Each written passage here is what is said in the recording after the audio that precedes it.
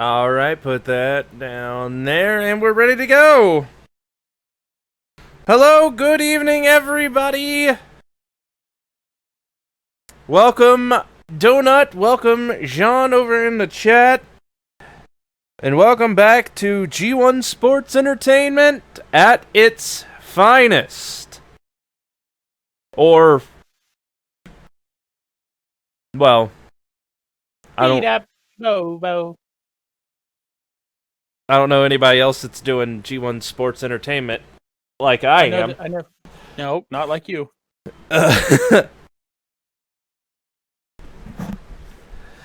But tonight is a big night, and Jimbo's getting naked. Oh, finally! I've waited so long. Should we not tell Hydro tomorrow and just try to?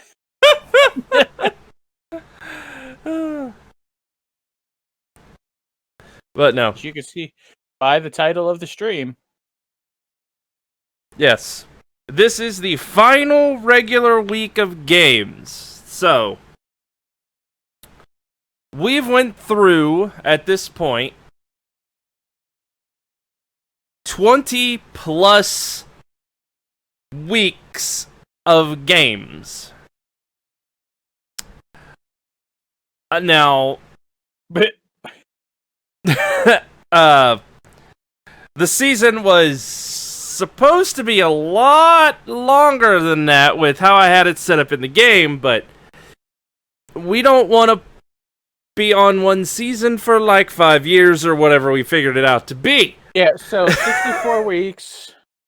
There's 64 games a team. How many teams? 12 teams or 16? 16 teams. 16 teams. Okay, hold on. Let me do the math real quick again just to remind us. That was over 1,000 games. Yeah. Divide that by 3 games a week.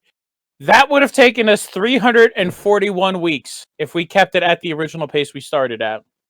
Yeah, so needless to say, we did some simulating here and there.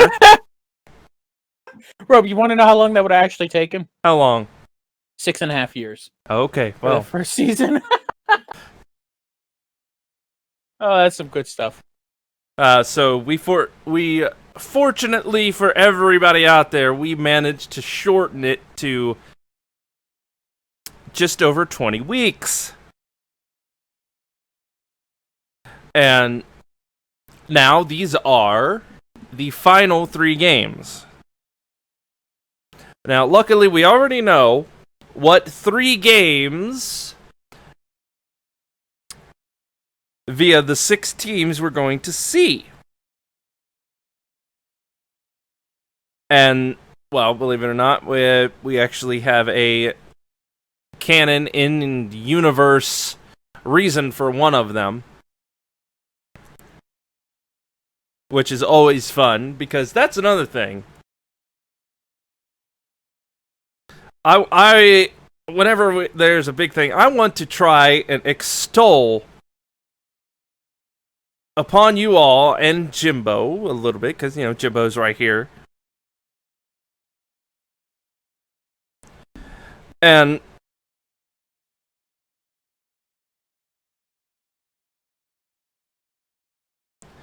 I don't know how many people here watch this programming, the baseball, the football, and the wrestling. I don't know who here watches all of them.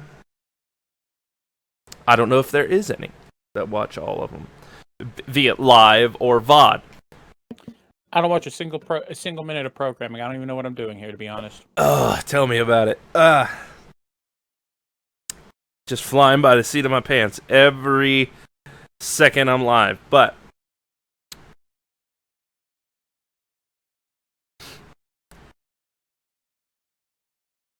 now, what I could say is I could ask, like, do you know of anybody out there that does what I do? And you could very easily and quickly, when you think about it off the top of your head, you go, well, yeah. there's people out there that make their own leagues and football games and baseball games and even wrestling. They do that. And a lot of them are, for lack of a better word, more popular than what I do. But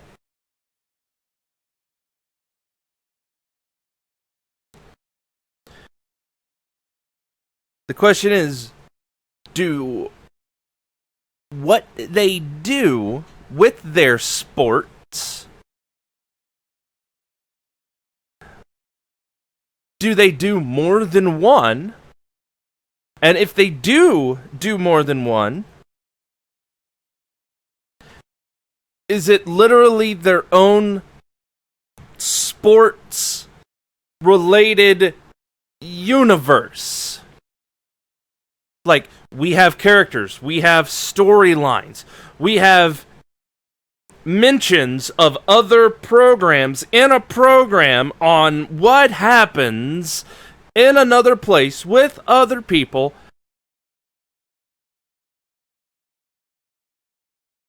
And probably the only thing we don't really mention is the name of some of these people are similar to the other names and other people, which is obviously by design.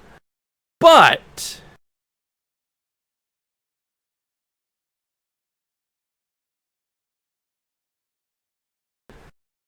it's been also very hard, but I've been trying to figure out and think of ways to mention when I stream, like, regular stuff, weird stuff. Like, I tried to figure out before the show was over, past week, that I was streaming Days Gone and tried to mention it like it was a show on this channel,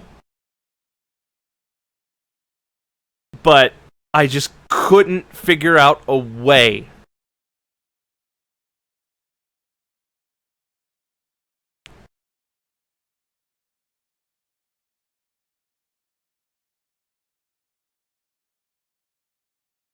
To have everything on my channel interconnected and have a story here on this, like, channel, and have everything be like a more or less traditional show-ish thing. Do you know anybody else out there that does something like that? Because if you do, please tell me who they are so I can go and see what they do. And steal all their ideas.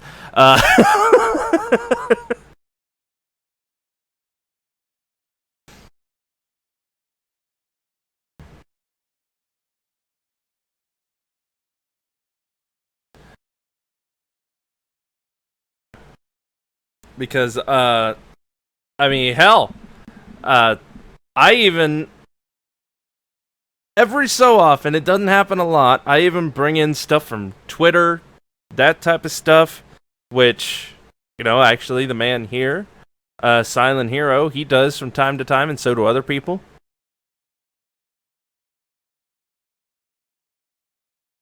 Because I would like to think to hopefully boost my own ego a little bit and self-confidence in what I do, that what I'm doing here is just a little bit unique and a little bit different from what other people out there are doing with their streaming, with their shows, with their programming. As Silent Hero gifting out a sub right now to John.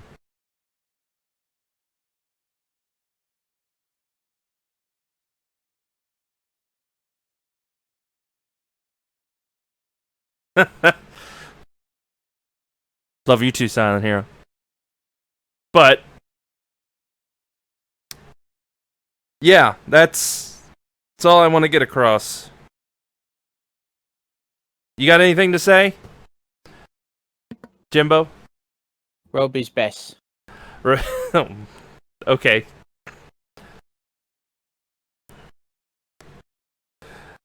So, if you don't watch this channel, you're a butt. So, with that out of the way, with that little bit of Also, you guys don't see how much work another thing, too. The amount of work that he's put in, not just to the wrestling, but to create a whole baseball league and a whole football league is outstanding. Granted, I still remember the conversation we had when he asked me how many players were on a football team, and I had to explain to him that there were 53 players on an active roster. I think I heard him shit himself in that moment. It's outstanding, and we appreciate all the work that brings us all this wonderful programming here on twitch.tv/RedRub. You should follow and subscribe. Well, thank you very much, Jimbo. I appreciate that. Robe, you answer Silent Hero's question. I'm leaving the call. Well, with that out of the way, and the kind words by Jimbo, and the hydrate by John. Thank you, John. I needed a drink.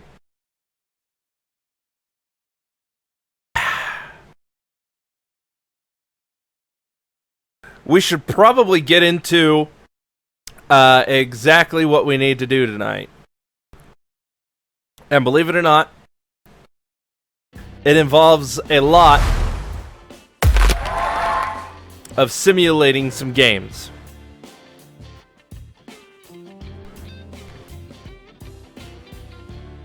Now, the first game tonight is going to be down there nearish the bottom, the Core Pirates and the Death Battlers. All the other games, starting with like the Griffins and the RT Tunes, considering how many there are, I am going to stop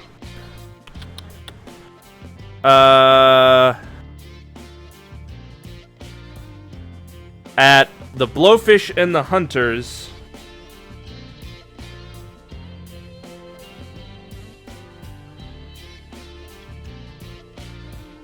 As they will all be like, before the Blowfish and the Hunters would be from this past week. These matches already happened before we started this final week. So, where's my controller go? There it is. First up, we have the Core Pirates and the Death Battlers. Now, we're not going to go over this one. We're going to simulate it. And this is technically from last week. So, let's do this.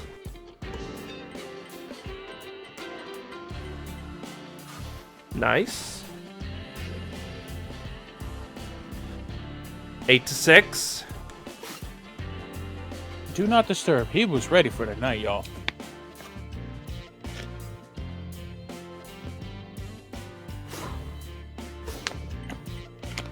Oh my god! Wow! 12-0.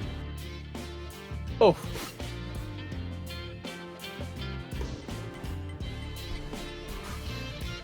Close one.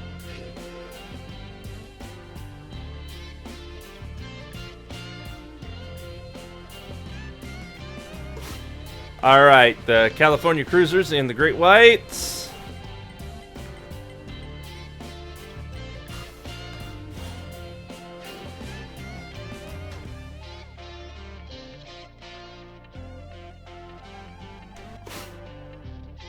All right, Flamingos and Sirloins.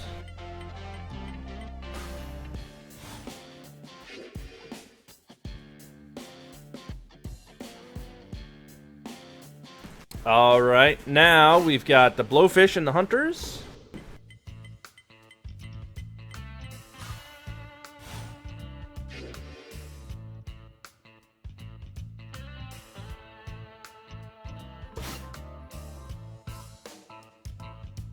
Pandas and the Screwballs. Ooh. And the High Rise and the Twitch Titans.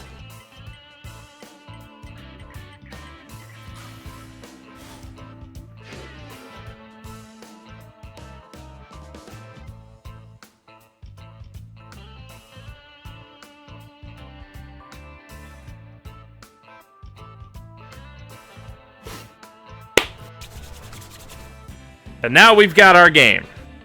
Okay. Can you do me a favor, Rob, and look at the standings real quick? No, okay. Just for a moment, I want to write something down. Season standings. Bam.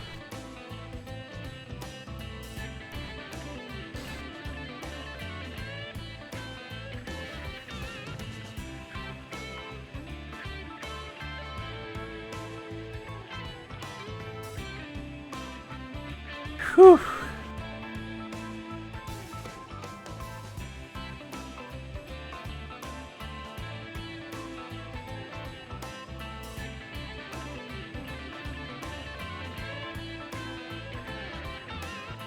Okay.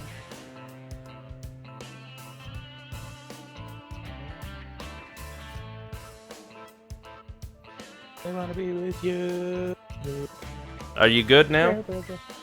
Just a moment. Okay. Double checking my math here. Okay.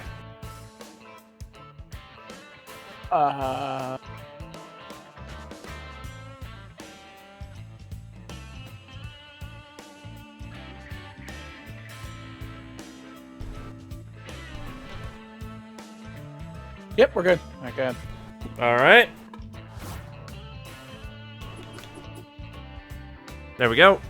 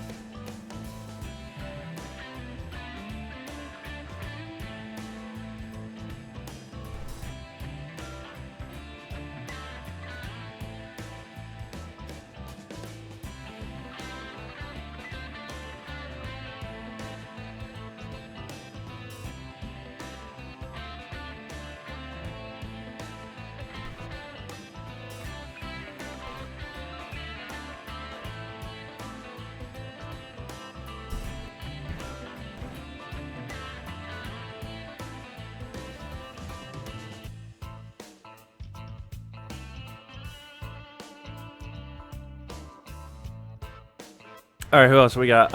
Okay. We'll go with who's on screen there.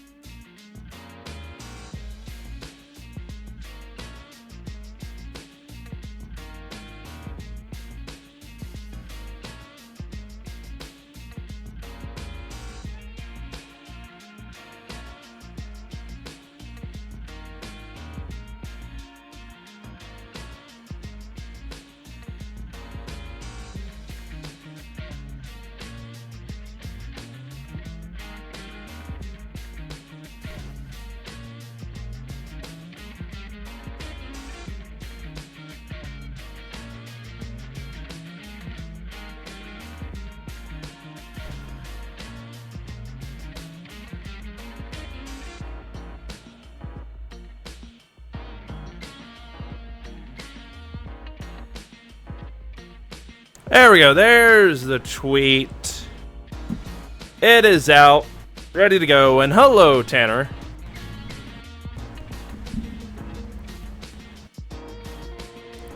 You got here just in time for the first of these last games of the regular season, as we've got the Core Pirates and the Death Battlers.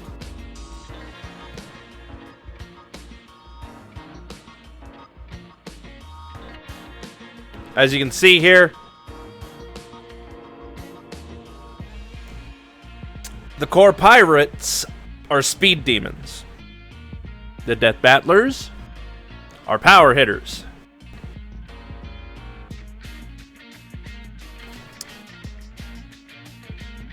And, well, I'll just bring it up via commentary why we are doing this game instead of many others.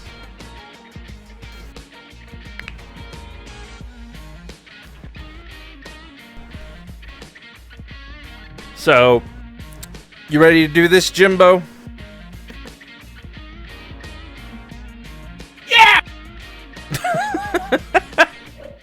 Okay. Step away. I had to step away from the mic for that one. We're at Red Rock Park. Hello, everybody. Welcome here to Red Rock Park, as this is it. We've got the Core Pirates and the Death Battlers in the first of our 3 games tonight. And Jim. How dare you call me by my full name, Rodrigo? Oh, sorry. Sorry, it's just a big night. If you did not know, there, Jim.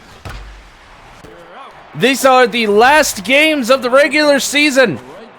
Indeed, and while we are excited to see all the fun stuff coming up tonight, especially between the Core Pirates and the Death Battlers, we'll get to why we're showing why we're here at the Red Rock Park momentarily. But as we are excited to show all of this wonderful baseball action here in the G1 Baseball League, the playoff seeds have been set. Teams have qualified, all 8 teams. And we'll provide the names of those teams here in a little bit. But all right. It's an exciting night of baseball, Rod. Yeah, it is. And I do have a serious question. Did you get your bonus yet? We were supposed to get a bonus? Yeah. I mean, with what happened, why we're doing this? We got a bonus. Oh, I mean, yeah, I'm totally not playing it off because I was trying to hide the fact that we're live here on this channel. That's right. As the Core Pirates go down 1-2-3 with the Death Battlers coming up. Alex Carlisle, the steals leader here in the G1 Baseball League. If you're wondering why, as we're now in the bottom of the first tier, obviously it wasn't put up last week. They were on the docket for a game. It wasn't shown, and last week the Core Pirates, they had a game against, well, the Death Battlers. And they won. They won 8-6. All right, but unfortunately, it was not mentioned on the show whatsoever. And unfortunately, that made the man himself, the Core Pirate, who owns this team, very, very upset. So he came in, let's just say he swung his suitcase around full of oh no! Oh God! Not again! Not again! Trevor, is he okay? I mean, I think he's dead. Oh yeah, he's gone. Jack Archer coming out. Oh. Yeah. I mean, I would be in extreme pain too, Rod, if I took a baseball to the dome. Again, folks, so we get checked out at the Claire Bear Medical Facility, as that is a deep fly ball to center field. Will it clear the fence? Indeed it does. As that is a 440-foot monster shot by Gerardo Maya. His 8th home run of the season, 22 runs batted in. And that puts the Death Battlers on top of an astounding 2-0 here in the first inning. As remember, folks, all of our injured players get checked out at the Claire Bear Medical Facilities. That is a diving catch by Banana Poet, showing that this team is not giving up just yet, despite their pitcher almost being killed on the mound with that line drive back. All right, so needless to say, as I was saying, the Core Pirate was not happy with his team getting the win last week, it not being mentioned, so he, let's just say, put forth some good ideas why we should put them here on y'all's screen this week, but I don't know after something like that if that was a good idea there, Jim, because... Yeah, I mean, who's the universe? This whole universe is a crazy place to be a part of, and who knows if we're not showing this game as Fanboy Brian takes a 4-pitch walk there, as we're here in the top of the second inning. Mike Dodd coming up to the plate. Who knows what happens? But right, because I mean, as we are in this last week, we've actually had a bunch of other games take place this week while we were obviously not on the air. And from what I understand, a lot of the people around here that take part in the sports universe that we have here on this channel actually helped get those games going, which is, believe it or not, here this past week, there wasn't even, because they were helping, believe it or not, there was no, wrestling show this week to help get us to these last games here this week so we could get into the playoff season. Did you know that? I did not, but that is awesome that we have all those people to help us out, make sure that we get to this we get all the way to the final games, the final week of the final day of the regular season, so we can get on to the postseason, which I know all of you wonderful viewing fans out there are excited to see who and when are in. I mean, obviously, I'm sorry if anybody out there missed the wrestling show. That's a solid hit. That's a dive, but a miss there in the outfield by Alex. One's coming home. Just like that is a 2-1 ball game. The Core Pirates, I mean, we're here in the top of the second inning. They're still showing fight despite the fact they're out of the postseason. They're down near the bottom of their division and things have not come together. As Gerardo makes it the spectacular play to get the final out of first. We go to the bottom of the second, 2-1 lead in favor of the Death Battlers. All right, as speaking of those games, we're actually going to be seeing a second of one of these first games that I'm about to talk about, and it should probably be talked about when we get to it. One of those games was the G1 Game Day Griffins. They went up against the RT Tunes, who here late in this season they've been slipping, and the Griffins had a chance to put the RT Tunes out of the playoffs with possibly a win and some help. But you want to give us the score? That is a double to center field. Yeah, there was a big old score where the Griffins managed to get 12 to the Tunes 0. The Tunes. Rough. It has been a tale of two teams, if you will, throughout the season. That's why we play all the games, folks. That's why they play them all. Because the Griffins struggled at the beginning of the season while the Tunes came out swinging and were leading the Northern Division. And since the halfway point of the season, things have turned around for both teams, where the Griffins are now have qualified for the postseason in second place in the Northern Division, while the RT Tunes are barely in the playoffs at the 4 seed out of the Northern Division. So one team is coming in hot, the other team is coming in ice cold like a popsicle in the middle of January. Oh yeah, then you have people in the other division like Florida who just took hold and never let go. Which, I mean, I don't know how they've been playing a lot of their other games. Well, actually, I do. They've actually been pretty close. Like one of the games was Florida went up against the Sirloins and they won 6-4. So, and in case you haven't seen, in case you've been in the dark or living under a rock or even in a cave, up to this point, the Florida RT Florida Flamingos are the betting favorite, as that is a high fly ball that's just going to get back to the pitcher Jack Archer for the final out as we go to the top of the third, but it's still being a 2-1 score. If you haven't been paying attention, the RT Florida Flamingos are the betting favorites going into the postseason to win this whole thing, as they have a stellar record, a stellar run differential, and have just been the dominating force We weren't expecting in a sense, but also we're not surprised. No. And from what I understand, I've been keeping an eye on it, but that whole it's tomorrow night at around this same time that they go live. But the football that they got over there on the football league, Florida also doing very, very well with themselves. So here in this little sports universe, we got Florida. Florida definitely knows how to do things on the field, whether it's baseball or football, it seems.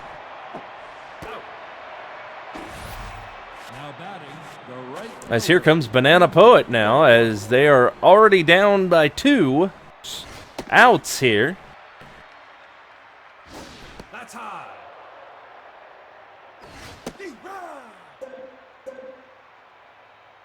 Indeed, is this core Pirates offense? That's what they were bought for. That is hit out to Alex Carlisle on right field. That is the final out.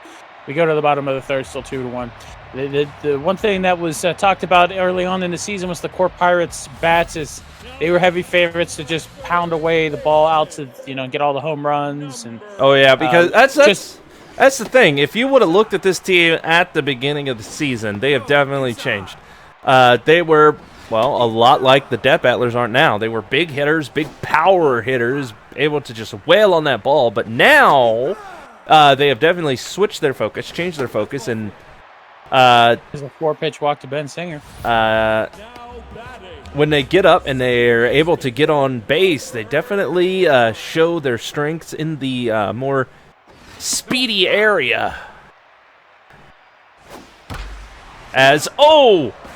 Oh, nice double play. That is just an unfortunate play there as Sean Hines on first, as Ben Singer on first was just out of position because he expected it to go like this. That is another fly ball out to deep left field. The play is not made, and it is a home run, a solo home run there. You really wish that double play hadn't happened. This has a 400-foot shot. Sean Hines' 6th home run of the season, 26-run batted in, and just like that, the Death Battlers are up by 2 again.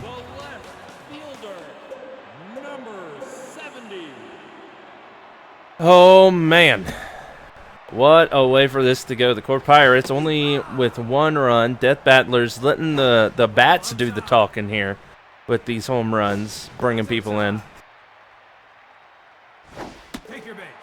As, unfortunately, another walk. Now back, the center fielder. Now pitching. All right, Archer is out. Jacob Finesca coming in to relieve. Ball.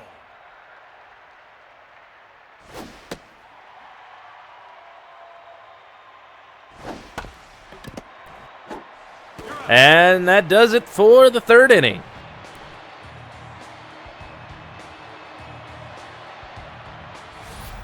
Now batting, the first baseman, number 25. Ball outside. Not gonna lie, Jim. When you said my full name, I thought I was in trouble there for a minute. I thought I might have a shoe coming at my head or something. Well, I'm saving that for something else, Rod. I'm saving that for something big. Oh well then. That's down. Because now One of those here's things that you're not going to know what happened until the shoes already hit you in the side of the head. oh well. And if you make me throw as that is another walk to Fanboy Brian, who's just taking the walks as they come. If you make me ever throw a cupcake at you, Rod, that means you've really done something bad. I mean, I know you love your cupcakes, so. Because I will not throw my cupcake. I will never part with a cupcake. But if it comes to this, that ball sharply hit but foul by Mike Dodd.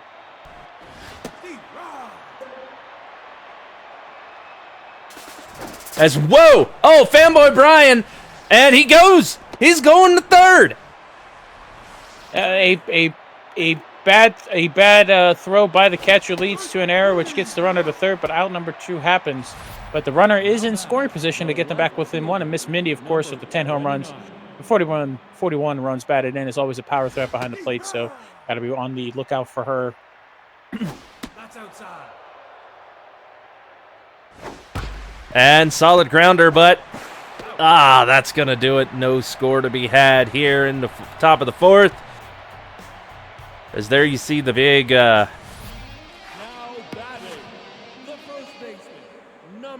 Red Rock.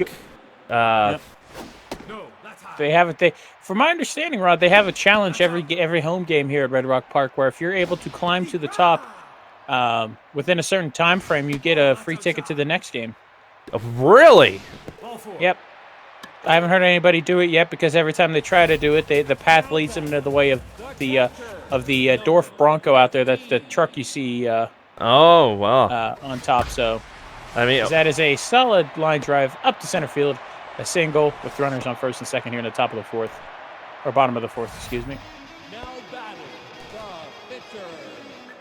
As now Jacob Finesca there on the pitching mound. Jacob having a rough season with that 6.22 ERA coming into the game. As well, Brian Baker in the batter's box. It's surprising he's not going for a bunt here with runners on first and second, but they're letting him swing. All right, I mean he's known for an incredible amount of power, but didn't really swing at anything. Alex Carlisle stepping to the plate here, hoping to knock in another run for the Death Battlers. Of course, as a reminder, folks, Carlisle is leading the league in steals, but also in being caught stolen. So. Oh, for fuck's sake, really?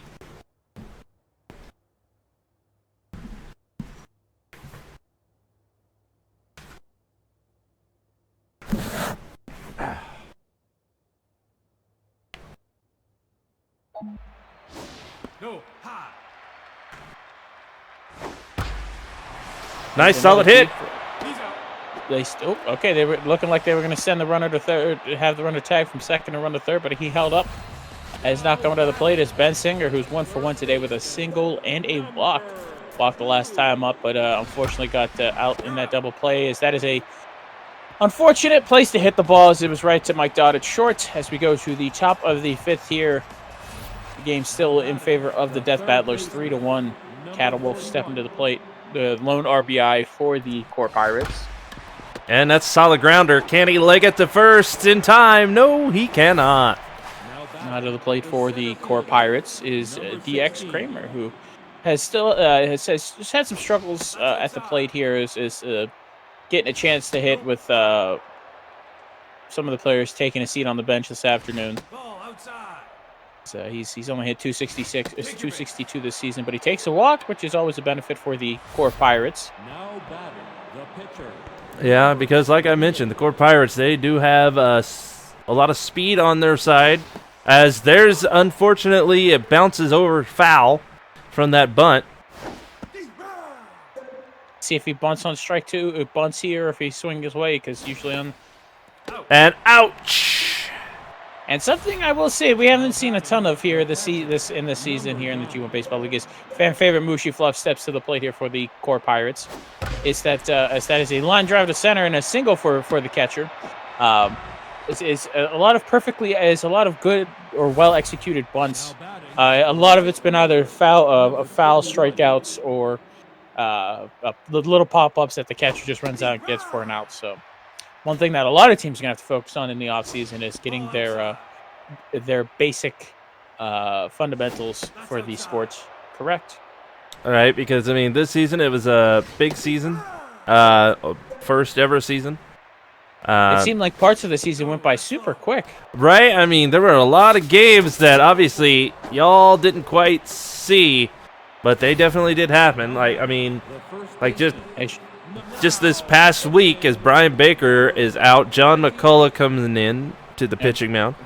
Unfortunately, Baker having a little bit of trouble getting that final out, and John McCullough is going to do just that here.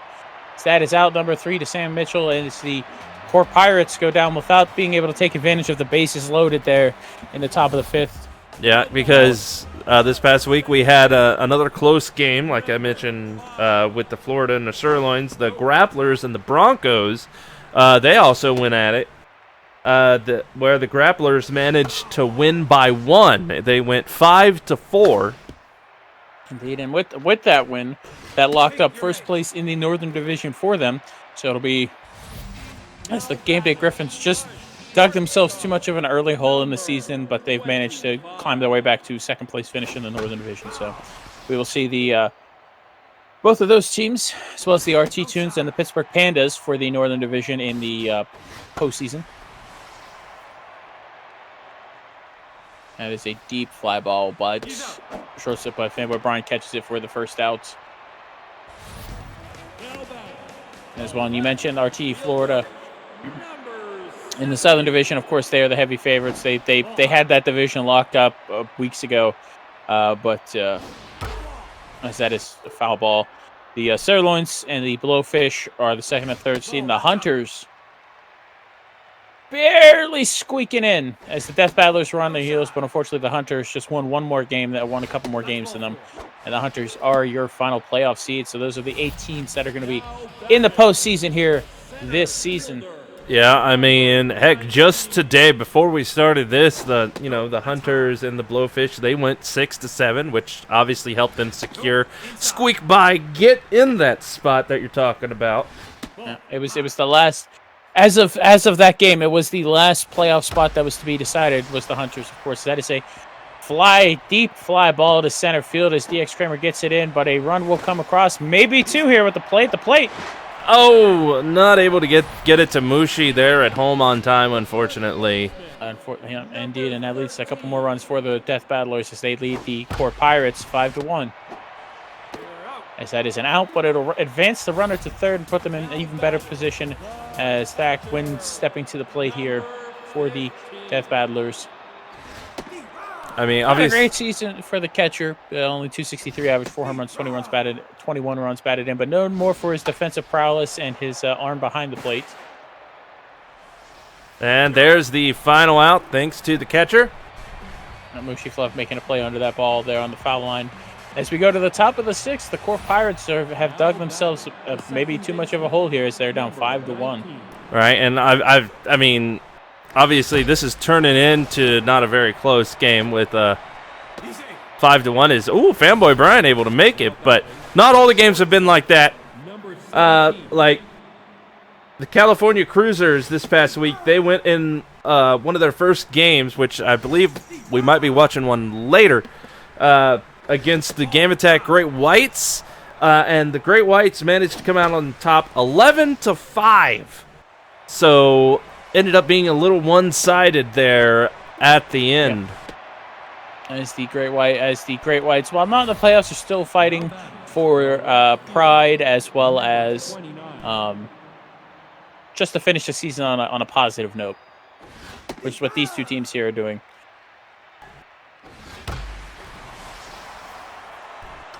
Uh-oh. There he goes! Gone! My God! Miss Mindy, 444 feet, her 43rd RBI of the season. As I said, she is a power threat, and just like that, they cut the Death Battlers' lead in half. Awesome shot by Miss Mindy there. Helping out the Core Pirates win. They definitely needed it most. She was more than like this. That is a fly ball, a little pop-up to Gerardo Meja. Stands under to make the catches. She was probably inspired by Fanboy Brian running out that infield hit. She's like, you know what, if he's gonna put his whole effort into this, I might as well. She hits that deep fly ball out to right center field there. Is it gonna? Stays fair, it's a home run. It is not, unfortunately. On the other side. He just got ahead of that ball. But this will be a double for sure for DX Kramer. As I'm being told, the Core Pirate, Rod, was calling down from his owner's box here at Red Rock Park and was yelling at as Natural Spook coming in to pinch hit for the Core Pirates. I was being told that the manager of the Core Pirates had a earful of the Core Pirate in his on the phone before this inning. So it sounds like things have worked out for them a little bit, at least, as Elliot Gamer stepping in for the Core Pirates on the mound as the Death Battler step back to the plate. Now batting, the pitcher, number John McCauley coming out and Paige Stork stepping in. Ball, that's outside. Go.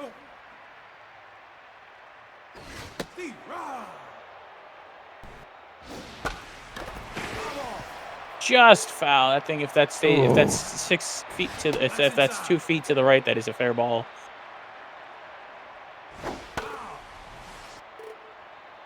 Paige Stork also, like Miss Mindy, always a home run threat. As I say that, she takes the final pitch for out number 1 here as Alex Carlisle once again today, surprisingly enough, has a chance here to get on base, maybe get himself a couple of steals just to cement that win cement that lead in the steals column here.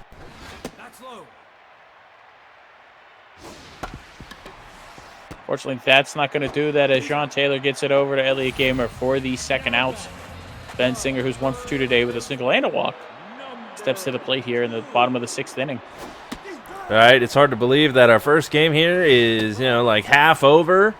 I mean, Death Battlers still 2-run lead, but the Core Pirates definitely shown that they can. Sean making a diving attempt at that ball, just got past her glove to the right field, and that is a single for the Death Battlers. Here's Gerardo. Yeah, gonna need to. He's at the plate. They need to be fearful. They need to make sure he doesn't get a hold of this ball, as he does, but it's not gonna go very far, as that's going to be the last out. Fanboy Brian gets under that perfectly as Alejandro Butter stepping in relief for the Death Battlers here as we go to the top of the 7th. Still a 5-3 ball game in favor of the Death Battlers. Number 9. The fans chant for Mushi Fluff, loving the Core Pirate cheering section, that is, loving their leadoff hitter, the catcher for the team. All right, hopefully she's able to get a nice solid hit, get things moving in a positive direction for the Core Pirates. Got a full count. Let's see what the next pitch is. And just on the outside corner, Mushi Fluff drops her bat in disgust as she thought that was a walk, but instead was an out. And Poet steps to the plate here. A solid hit. Let's see if. Yep. Kazemi gets under it. It was a solid shot, but unfortunately right to the center fielder, Sean Taylor, stepping in once again. In the limited time that Sean has been able to play here, she's hitting .311 with 2 home runs and 9 runs batted in. So maybe we'll get to see her more next season here for the Core Pirates. Unfortunately, he hits that one, but it goes immediately foul into the stands. And again, sitting at 2 strikes, 2 outs, as ouch! That one another went. Pitch on the inside corner there is that curveball had some hook into it, and unfortunately, just caught enough of the plate to be the final out here. Sean Hines calls his shot, looking to hit a home run here. Get the lead back to what it was. As Fanboy Brian makes a stellar diving play to get the out at first. All right, that pitcher definitely going low when he's there on the mound. Indeed.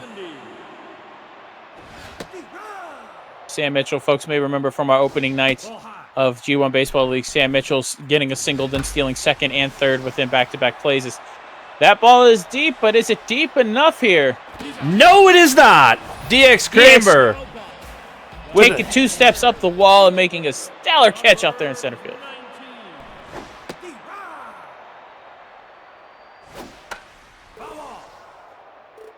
So far, an exciting day of action here. That is out number 3. We go to the top of the 8th now. Still 5-3. The Core Pirates running out of chances to take the lead. Fanboy Brian coming back. He is 1 for 1. Been walked twice. See if it happens again. No, that's high. And but on his previous walk, he scored on that home run by Miss Mindy. Right, that's a solid hit. It is going in the stands for a home run. Fanboy Brian has done it.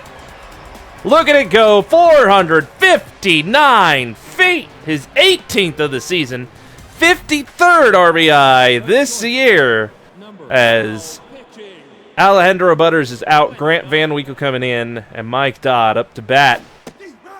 Indeed, Fanboy Brian, one of the only bright spots for this Core Pirates team.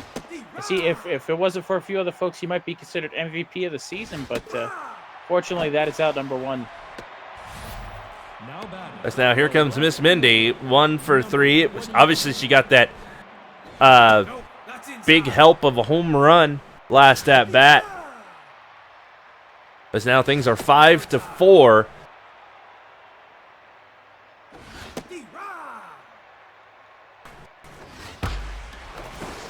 That is another hit and keeps the inning alive. It keeps the inning going here. She's on first All for the right. Core Pirates. As I think I hear the Core Pirate himself yelling and reminding folks that apparently I'm being told. Wait, let me. He's saying you can't beat Wall Street, Rod. Oh, that is true. That gets to the fence, so it is a foul ball. All right, pressure is building. Catawolf obviously going to feel a little bit tense here. I mean, they got one on. It goes through the legs. And Miss Minnie smartly stopping at second there. But the hit is had, and we go with DX Kramer here, who hit a solid double his last time up. A solid double from him this time, as you can feel the pressure building as he knows his owner is watching him. As that is a pass ball, and that'll get the runners over into scoring position. All right. Second and third. Big opportunity here. They're going again. But Oh, they thought about it, but Thak Wynn was on top of that ball. all right, that's the thing. The pressure is not just building for the batter; it's also building for the pitcher, for the fielders, and they can definitely feel it out here. As that is a walk, and we've got bases loaded here. As Elliot Gardner. We'll Oh probably dear. see, indeed. Yeah, Jordan Hollow Knight coming in to pitch hit.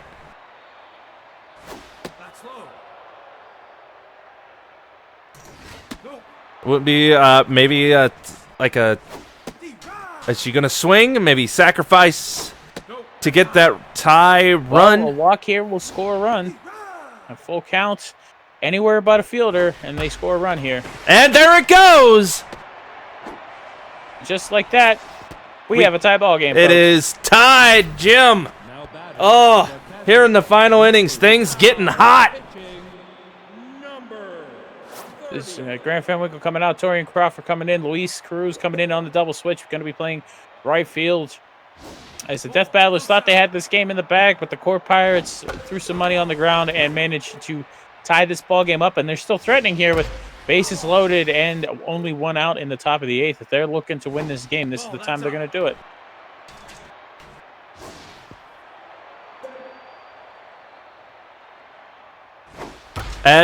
Solid hit by Mushi all the way back to the fence. As they're not bringing one, they're bringing two.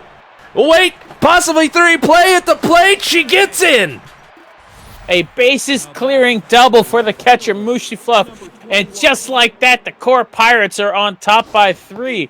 In the last 2 innings, this game has turned around immensely for them, as they know that this is the last chance to impress their boss before the season is over.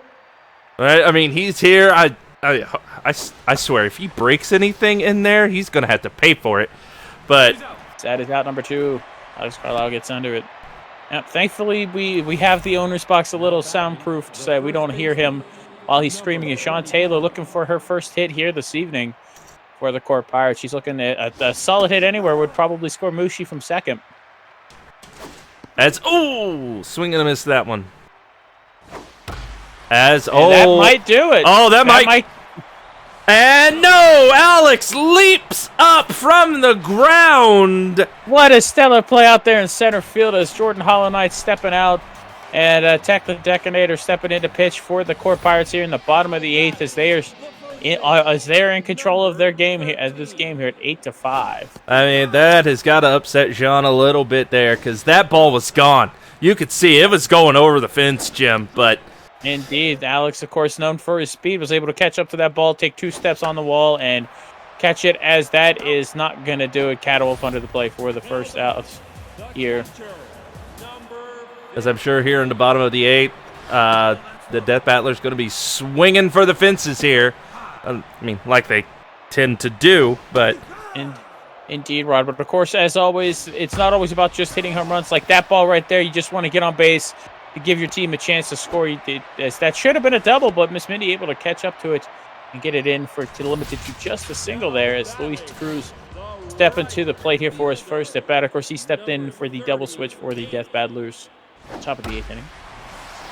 And look at that, Miss Mindy with out number 2 and the runner booking it back. to first. Yep, a solid hit. Thought it might fly by Miss Mindy, but she was under that the second it left the bat.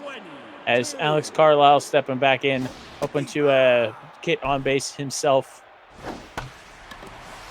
Indeed, he does it. A little bloop single out to center field. DX Kramer gets it in and limits it to just a single here. As they've got runners on. A Ben Singer who's 2 for 3 today with 2 singles and a walk. A solid shot could tie this ball game up from the Death Battlers third baseman, but that'll load the bases here. Oh, Rod, this is an exciting game. We got bases loaded, 2 outs. Gerardo Mejia, no! Already has the home run on the day. Big power behind that bat. Oh, the Decanator better beware. Because if that was solid, but that was early. If he gets it good, this is going to turn the tide of this game real quick. Gerardo's sitting, waiting for his pitch. And there it is, but it's a pop-up. Yep. And he just got underneath it, couldn't get on top of the ball, as that is out number 3 to Banana Poet.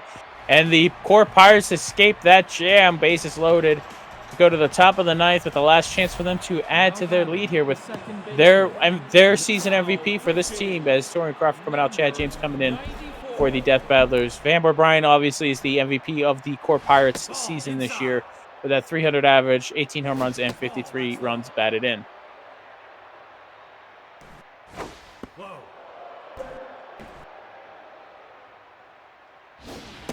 And, that's a strike there. We're all lit up. What's Brian going to do? And he had to swing at something. Unfortunately, it was going to be a ball, but he had to swing, Jim. Indeed. I mean, you have to do what's known as protecting the plate in that situation with 2 strikes. And, James, Chad James letting go of that one a little weird. Nearly took out Mike Dodd. Might have been snacking on some stuff from the bullpen. Wasn't expecting to pitch here tonight, but as is the case, that is Sean Hines making a diving play and barely beating the runner out at first base.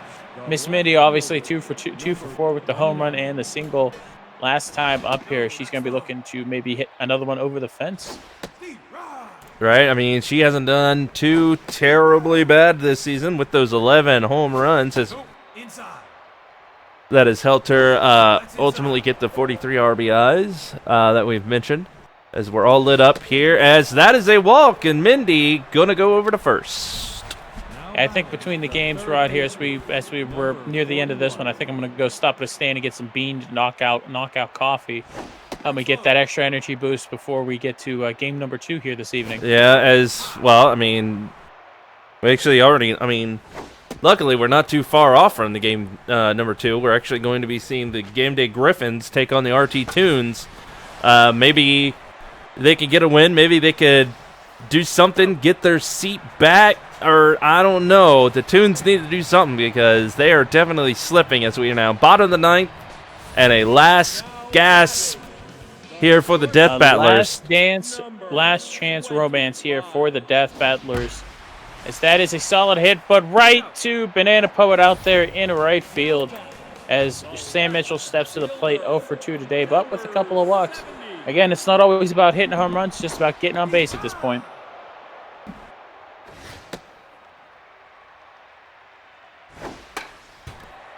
That is a high fly ball just to the catcher, Mushi Fluff under it for the second out. And this is the last out for the Death Battlers as Nick Kramer stepping in to pinch hit for Chad James. Nick Kramer, of course, not had a ton of action this year, only 197, the 1 home run and 7 runs batted in. But that is a hit for the young man. Right. Just gets past the outstretched arm of John Taylor over there first base. As Christina Christopherson stepping in again, a base hit keeps the inning alive and the game alive for the Death Battlers. And that's a solid grounder all the way out to DX Kramer. Nick looking like he wanted to keep going, but went ahead and ran to force this game even just that much more. Stack Win stepping in, 2 singles and a walk today. Of course, one swing of the bat ties this game up, but indeed, just like that, the runners are moving, and Nick Kramer's running home. Let's see if he beats the throw. He does. He gets there. It is now 8-6. A swing of the bat from Luis Cruz now will get the Death Battlers a win. He's looking for his pitch to hit here. Of course, just a hit in any direction at least gets him. It keeps the inning alive here.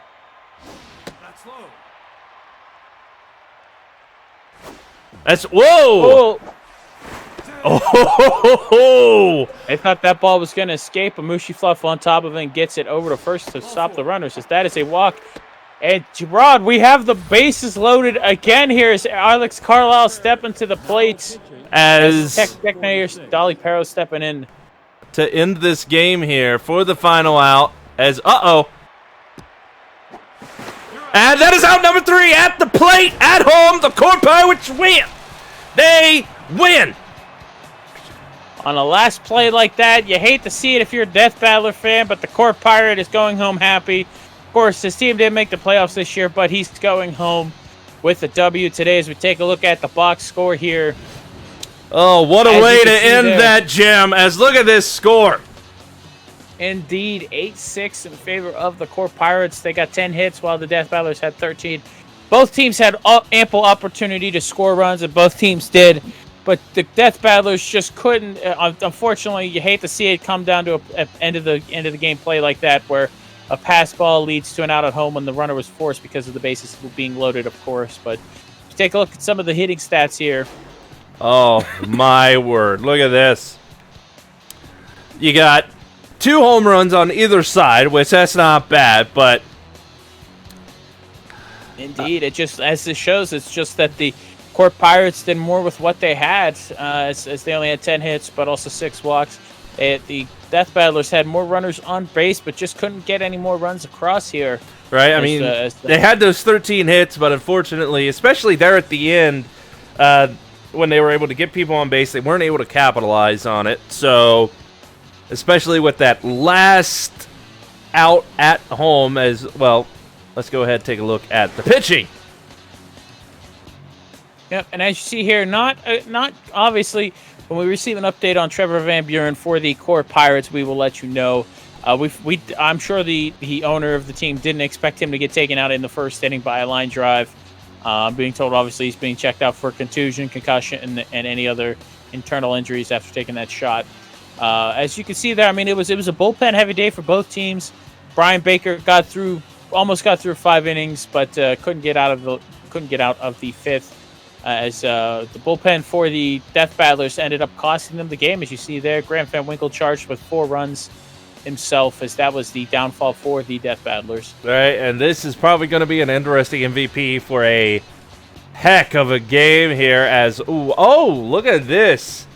Everybody hit home. Yep, 3 of the 4 people who hit a home run today are your top 3 here from this game. Right, like edging out number 3 there, going 1 for 4 with his home run, the 2 RBIs, with his 2 runs, is Gerardo from the Death Battlers, so it's good to see them. And, of course, the top 2 of the day, the MVPs for the Core Pirates here in one of the final games of the regular season.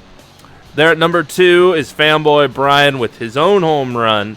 RBIs, 2 runs, and, a single base, going 2 for 3, and right there, Jim. I guess you could say the lady that really started that comeback with her home run, which I wouldn't be surprised why she is in first, is Miss Mindy. There it is, yep, she was 2 for 4 today. Solid day at the plate and in the field for the Core Pirate left fielder.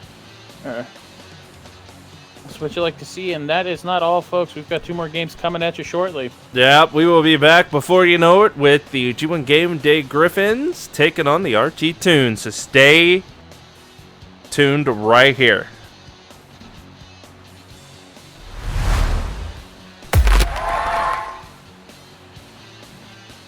All right, there you have it.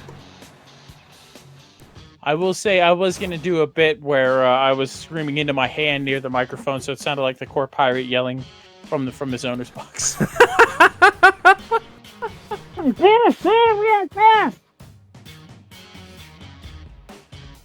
But hey, they managed to win.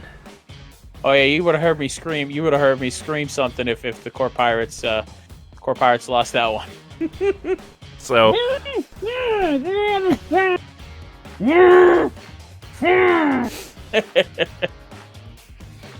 Because that sounded great, I'm sure. oh, that was wonderful.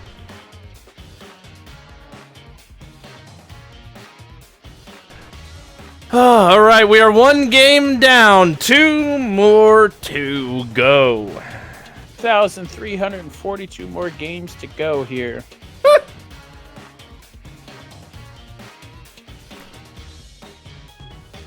All right.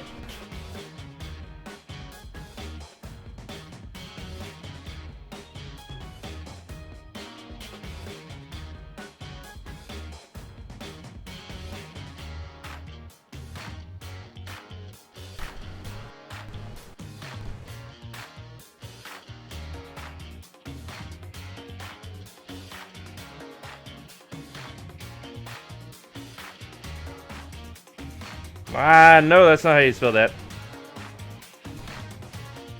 Q, Q, another Q, a 3, and the Batman symbol.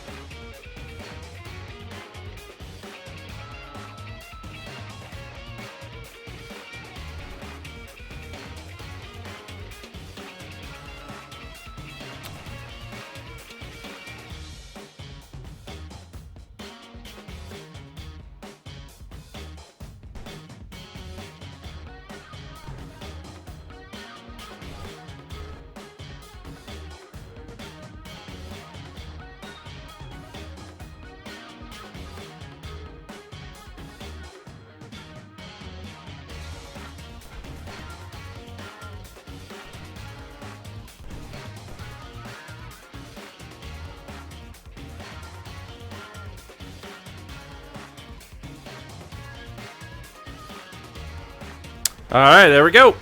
That one's out. Good to go.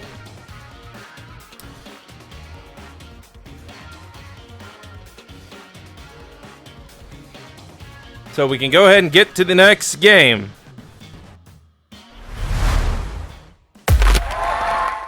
And the next game is the final game for the Game Day Griffins, as they will be taking on the RT Toons, who have slipped down to 4th.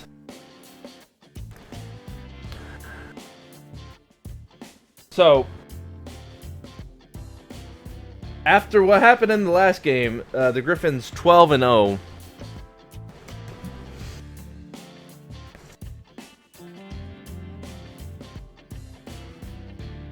I don't know what to think, but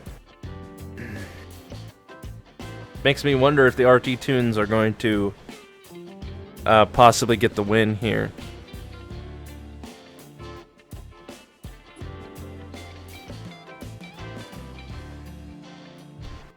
All right. I wonder if we'll be able to see that amazing pitcher Jimbo help save the game this week. Because he's pretty good. Interesting pitching style, all that. Anyway,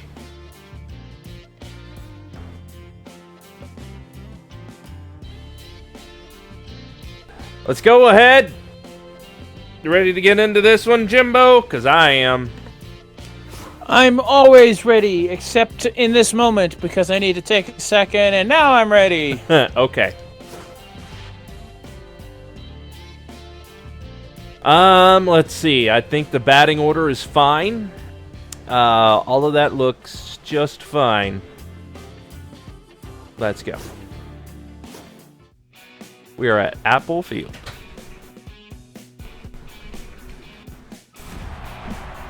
Hello, everybody. Welcome back to the G1 Baseball League. We got your second game here today, as we got the final meeting between the G1 Game Day Griffins and the RT Toons. And up first, we've got one of our league leaders, Vithanatos, up to bat.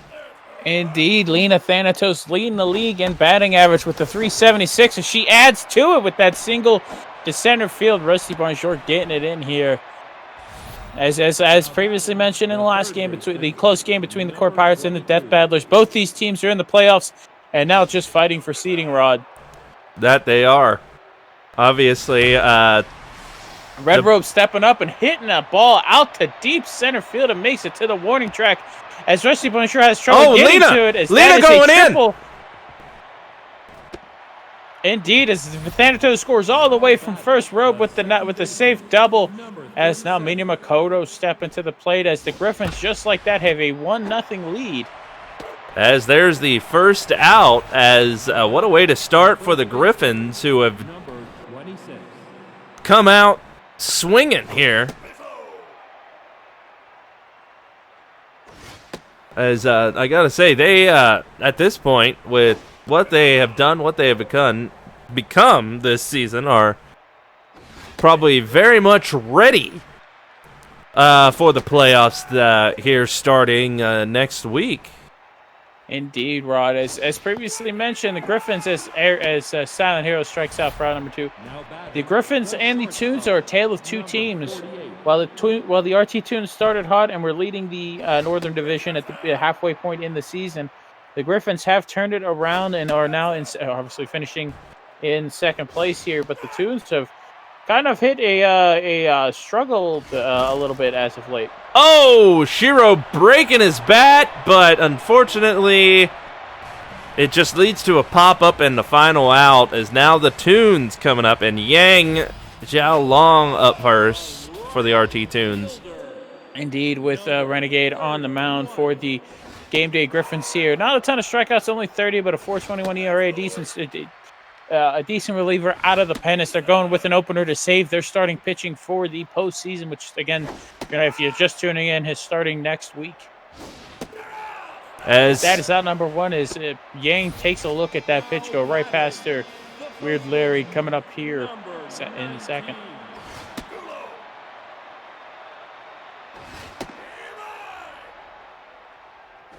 As whoa, that one goes over to the side. That's a ball. And ball 3. As, oh, nice hit. Goes out to Lena. That's 1 on for the Toons now. The shortstop, number 24.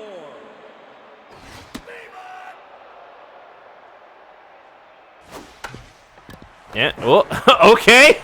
Renegade makes a dive for it, but unfortunately misses the mark. They're still able to get the out, though.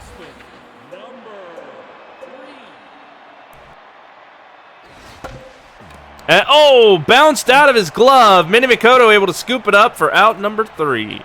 Mina Makoto's backing up her pitcher there, as she does. Likes to throw that hammer over to first to get the final out. This Donuts up first. Here.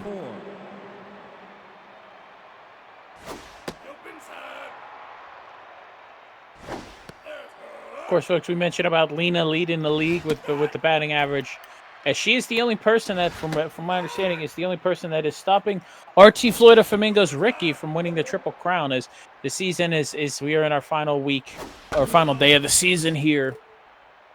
Right. I mean, once we get to the playoffs, we're definitely going to have to check some stats, see how that all goes before we go into the playoffs, because. Indeed, but entering baseball today, Lena was leading in batting average while Ricky was leading in runs batted in and home runs for the Flamingos. All right, as now here comes Eric Short Bus up now. Indeed, looking to get himself on base here. Right, and oh, out number 1. You can see him wince a little bit as he has a bit of a pain in his lower backside there. That is out number 1 for the Griffins. As solid hit by Dumpster Monkey. Advancing the runner to second, as now there is 2 on for the Griffins. Dumpster turning his season around a little late, but still able to get some timely hits for the Griffins here. So let's see if they send Renegade to bunt. He does, but it bounces over foul. Again, Rod, that is something we haven't seen much this season. He didn't grab it out of the air. Nope, because of the confusion, that is the runner advances, but is out of third. Yeah, he let the ball hit the ground, which is not something you see much. Usually, a catcher makes that play. All right, as another solid hit by Lena, but unfortunately it goes to Rusty Bonjour in the center field for the final out of the inning. Indeed, crisis averted for the Tunes as they go to the bottom of the second here with Hilda, no last name like Madonna, Hilda, leading off. As now Renegade back on the pitching mound. As solid grounder, Bashiro dives in. Does he get it there to Silent Hero in time? Yes, he does. Well, the first Hero out. making a stellar play. Of course, the Griffins, while their offense is surging, is still known for their stellar defense behind the pitcher there. Right, and that is what we definitely seen from them here late in the season. They have been able to use that defense to their advantage. When they can, they make plays, whether big or small, able to get out ahead of their adversaries. That is a big hit. It going deep. Lena makes a jumping dive for it, but it is gone. And just like that, we have a tie ball game first. 407 feet for Rusty Bonjour, 7th home run, 21st run batted in, and it is tied at 1 apiece here in the bottom of the second. As there it is. Another big hit. It's going back. It's up high, but look at that. Short bus gets under that one. That's out number 2.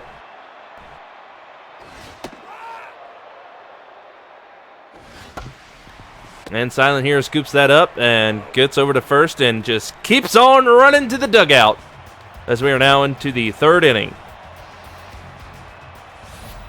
Now batting, the third baseman, number 22. And now, ball to start off here. Robe, not falling for those. And right there down that bottom corner as he swings at that one though, but it goes foul. And is that one going to stay fair? No, nearly hits the official out there by the foul line. That's fair, but Weird Larry gets it over to first for the first out. Now batting, the second baseman, number 37.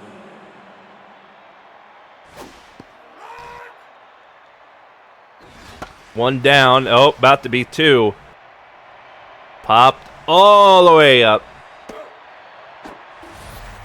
Now High as one of those skyscrapers in the back almost. number 26. As now here comes Silent Hero. Maybe he can keep this inning alive for the Griffins. Swung at that one. Goes foul. 2-2.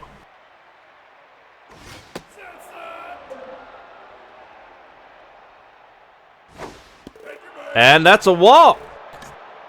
Silent Hero keeps it alive, going to first with that walk. 48. As now here comes Shiro.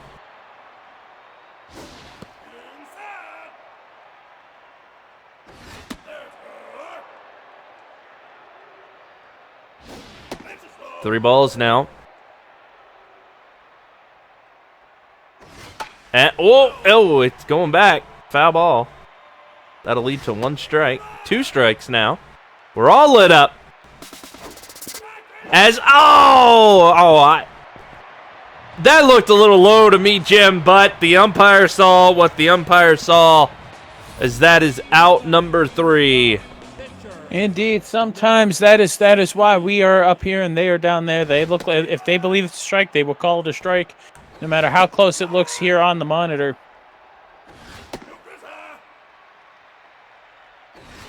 Right between Renegade's legs.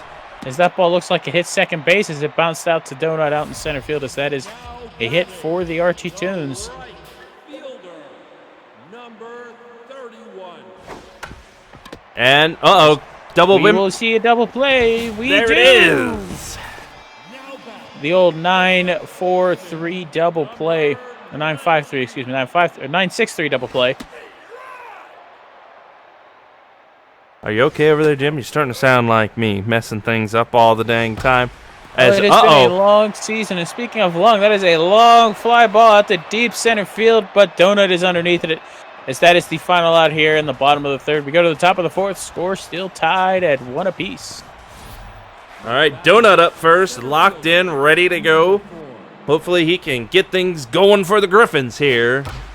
And he does. Solid one out to Rusty Bonjour. Good for a base hit. Indeed, you love to see it if you're a Griffins fan here today as Eric Shortbus stepping to the plate, the left fielder for the Griffins, looking to get in the hit column himself. Oh, unfortunately swung at that. Goes foul.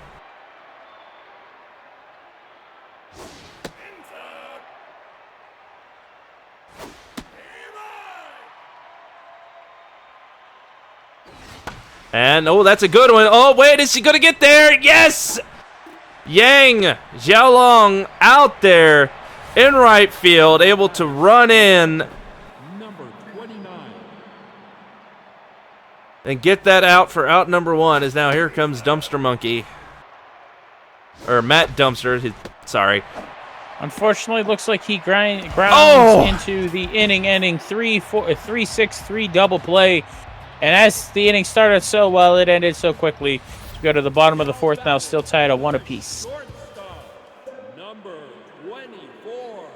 As Dickie Dutch Miller steps to the plate again here for the RT Tunes. The Tunes, of course, looking to end the season on a positive note as they are struggling as even despite the fact that all they're the way playoffs. back to the wall. Donut gets it in and keeps it to just a double. All right. Oh God, why did it have to go back out there? Now I want some of that Boston crab. Advertising works. They're gonna lock me in. I'm gonna have to leave and get some. Well, if you go get some, make sure you pick me up a can of Squelch. Squelch, the only soda that'll make you belch like you've had a burp hidden away for 30 years. As that is a ground ball to Minnie Makoto, gets over for the first out, but the runner advances to third here as Hilda, as Renegade out, Neko Cell coming in, Dumpster out, Tom the Iron Man coming in the double switch. All right. I mean, things are looking a little tense here. Obviously, Renegade feeling probably a little tired after all that. So here in the fourth. Why not bring in Neko Cell? I mean, she has definitely, this season, been a good, solid rock, a foundation.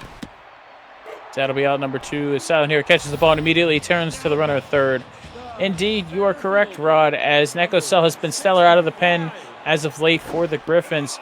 Of course, Renegade as well. They opted today, instead of going with the starting pitcher, they went with the what we in the baseball world know as an opener or a reliever to start the game. So it makes sense that he not go full at least 5 innings. As that is a 4-pitch walk with Penelope Priss stepping to the plate at a hit in any direction, scores a run for the for the RT Tune. Sorry, Rod, that beanball knockout coffee is starting to take effect.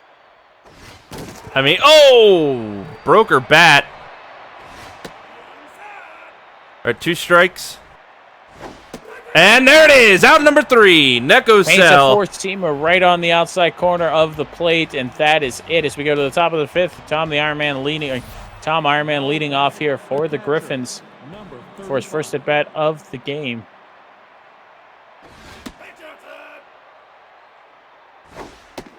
So that is one thing I appreciate about the G1 Baseball League. Here's all the different batting stances we have for every batter.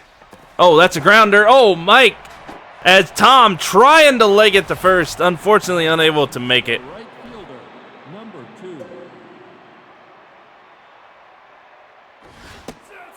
2. Lena stepping to the plate again, looking to add to her already impressive batting average for the season. Some folks thought she'd maintain a 400 average throughout, but it dipped a little bit. But she's still hitting a wonderful 377 on the season. Okay, we're all lit up. Only 1 out, though, as that one goes foul. As that's a walk. Good eyes on Thanatos there. Third baseman, number 22. Indeed, last time Thanatos was on first and Robe was at the plate, He hit a solid fly ball out to center field that led to Vitanto scoring from first. So he's going to be looking to replicate that success here. I think that's up a little too high. Look at everybody run for it. But no miscommunication out there in right field. Yang taking the ball, getting it in, keeping the runner at first base for the second out. Manny Makoto looking to get in the hit column as well here today. Fooled by that pitch, that is strike one. As Lena legging it to second after that, mishandling of the ball there. Puts her in scoring position for the Griffins. And unfortunately, frozen like molasses in Canada during the wintertime. That is out number 3. All right, Nick Osell back on the pitching mound. Hopefully she's feeling a little bit better there on the mound here.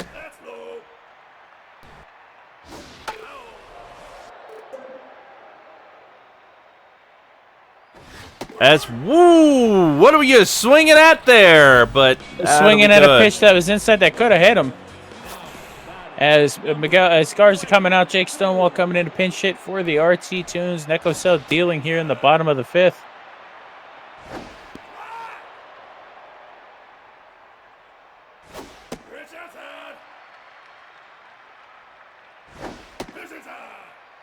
Three balls, 1 strike, and solid big hit. It's going back, but it ain't got the length as Donut gets it.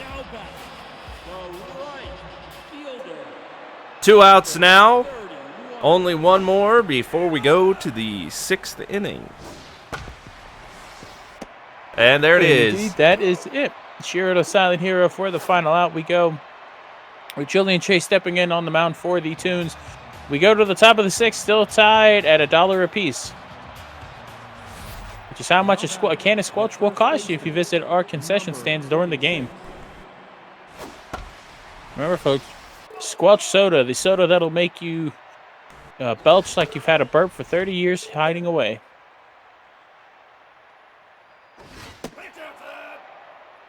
Yeah, they should shorten that slogan. It should just be Squelch, the soda that makes you belch. Right? I mean, why 30 years? I mean, that'd be some gnarly gas brewing down in there, but...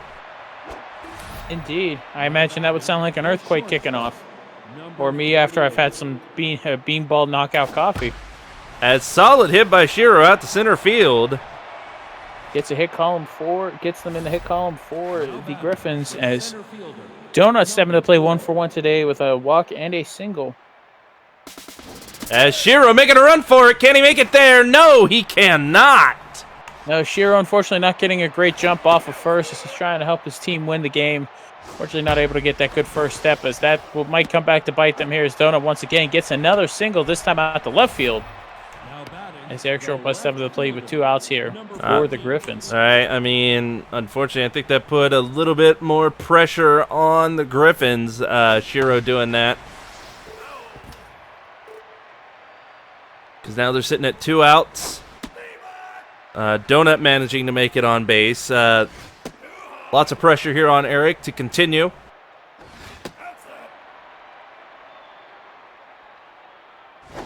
And, that's a solid one, but I think that's going to be it, Jim. That center fielder, Rusty Bonjour, gets underneath it for the final out. We go to the bottom of the 6th. Still tied at a prime number apiece. Now batting, the first baseman, number 19. I mean, from what I understand, with all the pressure, and what we're seeing here, I'm surprised that Short Bus can even sit down. Yeah. From my understanding, he hasn't been sitting at all in the dugout. He's been standing at the fence line there as play goes on if he's not in the field. As Manny Makoto once again makes a diving play over to her right. You get the second out over to Silent Heroes. Waishini stepping to the plate here. As Nick Osell coming out and possible pitcher of the year in the G1 Baseball League. Eric going out. Eric's going to be in the clubhouse laying down and resting as the baser stepping in on the double switch. course, folks may remember that Clay Farrah is up for the nomination for Pitcher of the Year here in the G1 Baseball League with that 141 ERA and 97 strikeouts on the season, and that dominance will continue here. Out number 3 as we go to the top of the 7th with the what's been called the loneliest number is the score for both teams. Indeed it is there, Jim. I mean, with DeBaser at bat here, the defense for the Griffins, the Game Day Griffins, is holding steady and strong. Unfortunately, they're not quite able to make the plays at bat, and they're running out of innings to do that in. As there's number 2. That is out number 2. Yeah, as we see here, despite their last game, I believe, Rob, we have the score from that last game they played between these two teams, correct? Yeah, the last time these two went, I mean, I mentioned it last game, but I will say again, the last time they went up against the Toons, the Griffins managed to just obliterate the RT Toons 12-0. And it seems like here today, the Toons are out for some revenge. They have definitely they've at least kept the Griffins' bats at bay for the most part, as Lena took a walk and is over on first. Or they maybe caught the Toons on a bad day, whatever the case might be. As that is a deep fly ball. Will it get over the right fielder's head? It does not. Oh, it does not. That is not. out number 3. We go to the 7th inning stretch, still tied at 1-1. All right, Hilda back up, and Clay Farrah out there on the pitching mound. Remember, folks, 1 + 1 is 2, and $2 is what it costs you to get a piece of that Boston Crab. Remember, it's 1 for 2 or 2 for 5 here at the concession stands. And that's a solid hit, but it goes out to DeBaser. That's going to be good for only 1 base. Looks like we got a wave going in with all the RT Toon fans out there. Right? I mean, they're at bat. I mean, I could see them popping it up out there, hands in the air like they just don't care. As Rusty Bonjour, another hit. Solid singles here, still no outs. The pressure is on for the Griffins and the Toons here. Could be a game-changing inning right here, Jim.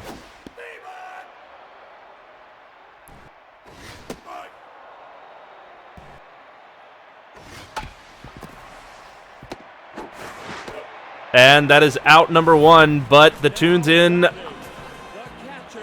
scoring position. As, sliding in Donut with the out. Indeed, Donut possibly saving a run to end the game for his team. As Julia Chase coming out, Jody Brennan stepping in to pinch hit for the Toons. That could be the difference maker here as this pitch is in, as Jody having trouble making contact with the ball here today, or in the season, as that is a high pop up to Minnie Makoto at second, and that is the final out. As Miranda Worth stepping in for the Toons. It's Donut saving a couple of runs there and keeping his game in it here as we go to the top of the 8th. Donut out there doing work in center field as Minnie Makoto up to bat first here. Solid grounder. Ball.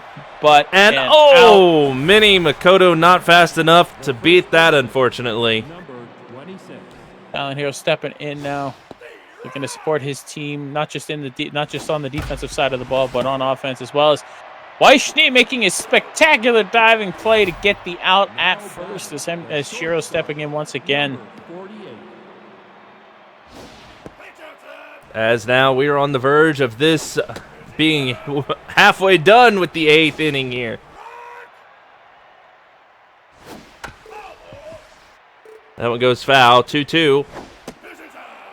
All right, we're all lit up, and that'll do it. Weak hit ball, unfortunately, back to the pitchers. That is out number 3. We go to the bottom of the 8th. Still tied at the same score it was 6 innings ago, 1 apiece. As Blake Belladonna is stepping in to pinch hit for Yang. I guess they preferred the matchup they saw against Clay, trying to switch things up, get him out of his mind as pressure is building for both teams here in the bottom of the 8th inning. Right, I mean, they're tied. As that is sharply hit to Mina Makoto, gets it over to Silent Hero for the first out. Weird Larry stepping to the plate here. Calling his shot, looking to put his team in front.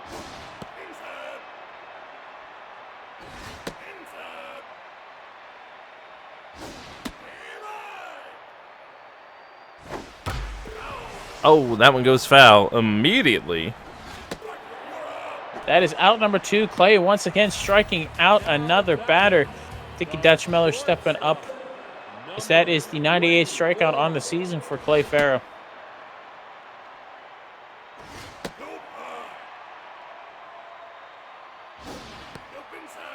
Three balls.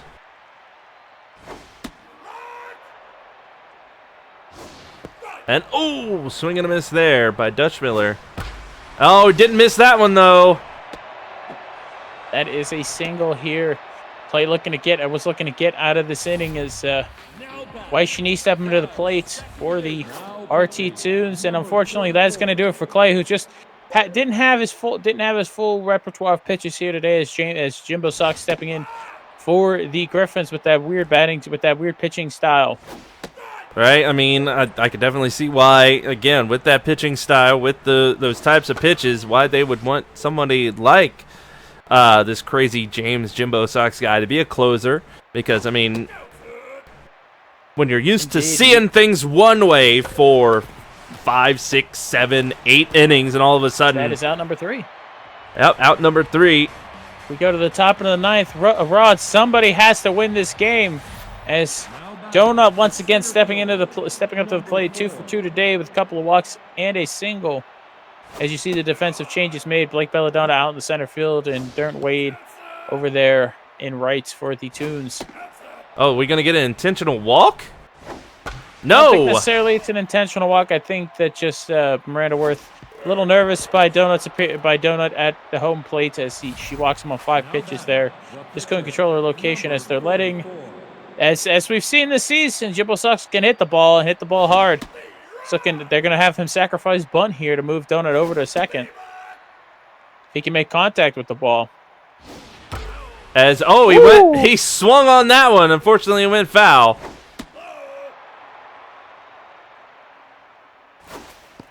And unfortunately, that was right in the zone. The bunt Jimbo Sox didn't work out. Unfortunately, not able to put the bat on the ball as he pulled it away at the last second, thinking it was dropping out of the strike zone. As that could come back to hurt the Griffins here as DeBaser stepping up to the plate for a second at bat of the day. And that's a solid hit, but I can already tell with the height that it's not far enough. And there is the second out. Indeed. The pressure has mounted to this point as Tom Ironman steps in for his 3rd plate appearance. If he wants to give the Griffins any type of hope, he's got to get a hit here. As Donut, And, it hit the fencing. Tom Just saved on that. That hit the fencing there. As Tom was looking to participate in the old hit and run, but unfortunately was not able to make proper contact with that we got a... And that walk. is another walk. As that brings up the Thanatos here, where a hit in any direction, chances are, will score Donut from second. There's one thing Lena can do, it is hit. That's right. And there it is. Oh, nice dive, but... And they send the runner from third. Let's see if he gets home safe. He does! And just like that, the Griffins have the lead 2-1 here in the top of the 9th as Red Robe steps to the plate here looking to add to that lead. That is a deep fly ball. Will it make it past the I don't think it's making it. No, that is out. Durant Wade gets underneath it for the final out, but the shot has been fired. It is a 2-1 lead in favor of the Griffins as Jimbo Sox stepping onto the mound, looking to close and shut this game down for them, as this game has been much closer than the previous matchup between these two teams here. Right. Both teams, of course, are indeed in the postseason, with the Griffins being the number 2 seed in the North, and the RT Tunes barely scraping by as the number 4 seed. All right, because, I mean, this has been a deadly duel on all sides as Jimbo, look at that big grin. He's got a smile on his face because he knows he feels that they're going to win this game.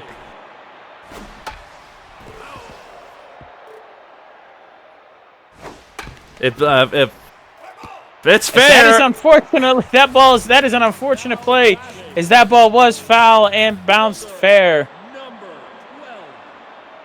12.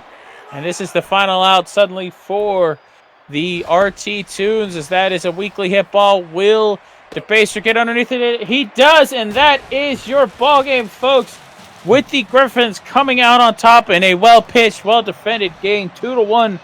Rod, let's take a look at the box score here. there it As you is. see there, the Griffins with that run in the top of the ninth, securing victory. Both teams with 7 hits abound. What a game is now. Let's go ahead and look at just the averages. And I mean, there's 1 home run on the board, which shows something, especially with the last game that we saw here today. That Indeed, the 1 home run by Rusty Bonjour was the only run that the Tunes managed to score, despite having opportunities with runners on the bases. As you see there, not able to come through. As the one big difference today, too, is the Griffins managed to walk 6 times. right, Not able to bring any extra runs across, as we look at the pitching stats here. right. And as you will see, It definitely shows that when you look at this and you look at the previous stats, it shows just exactly how hard fought this game was. indeed, both teams' bullpens coming out and protecting leads, but unfortunately, the Tunes just not able to do anything. As we see there, Jimbo Sox doesn't get the save this time, but gets the win for his team, as he managed to pitch to get out of trouble for Clay in the bottom of the 8th and in the bottom of the 9th, closing it out there. Yeah. And of course, Miranda Worth getting the loss for the Tunes. Let's take a look at the Now, top 3 for this. I gotta say, if what Lena did today, if she is not on this MVP list, I'm calling hacks, Jim. So let's go ahead. Let's take a look at it here. And indeed, she is number 2, beating out her teammate Donut, who was 2 for 2 of the runs scored. Of course, making that spectacular diving catch in the bottom of the 8th to protect the lead for his team. Right, but of course in the first place there, you got, even though they lost, at number 1, you got Rusty Bonjour. Probably mainly because, thanks to him, with that home run, managing to get the win. As now, this is it for this game. We've got one last fun little game coming up here tonight on the G1 Baseball League. So Jim and I will be back before you know it. So stay tuned, everybody.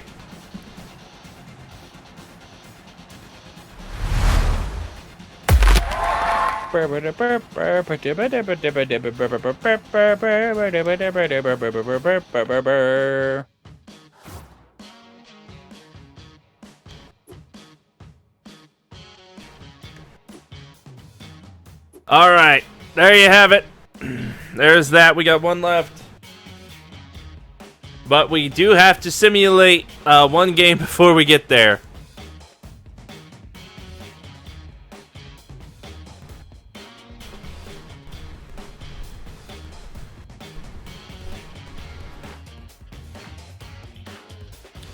And the game we got to simulate was actually one we talked about. It's from last week, or over the week technically. But man, what a freaking game! My Defensive battle all the way around. So let's go ahead. Let's get into this as we have to simulate this game. We must simulate between the Grapplers and the Broncos.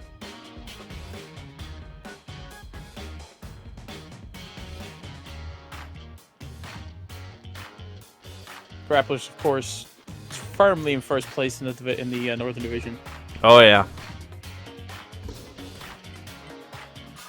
Ooh. And they too barely hang on. So, as you see there, yep, the Grapplers, Griffins, Pandas, and Tunes are in for the North, and the Flamingos, Sirloins, Bulletfish, and Hunters are in for the South.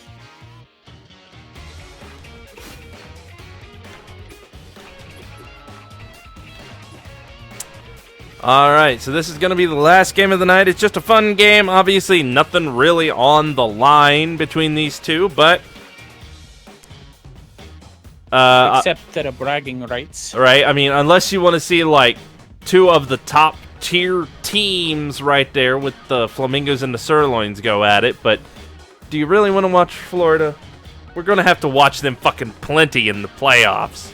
Yeah, because if my math is correct, there are 8 teams that make the playoffs. Yeah. So that's 4 games a week. So chances are one of those games will be between teams that were created by this game.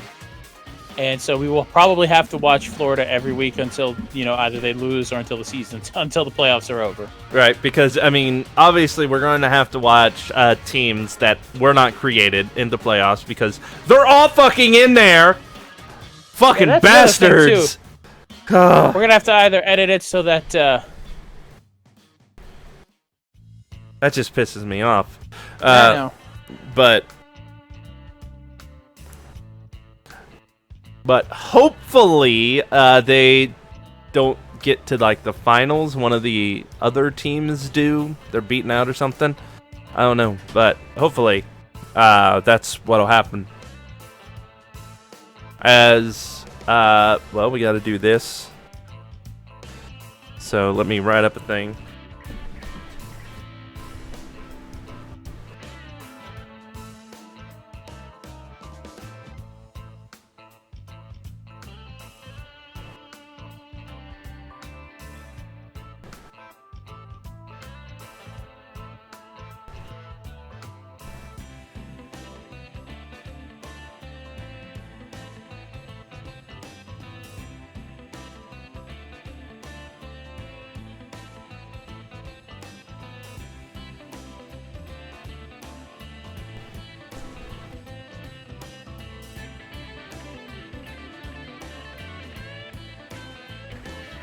All right.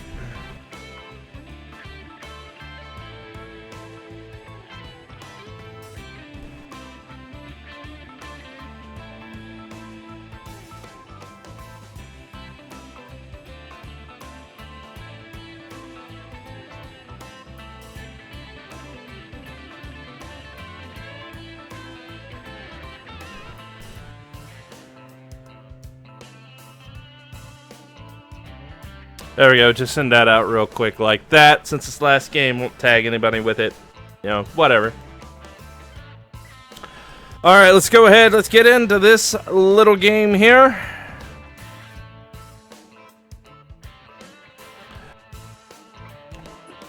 With the California Cruisers and the Game Attack Great Whites.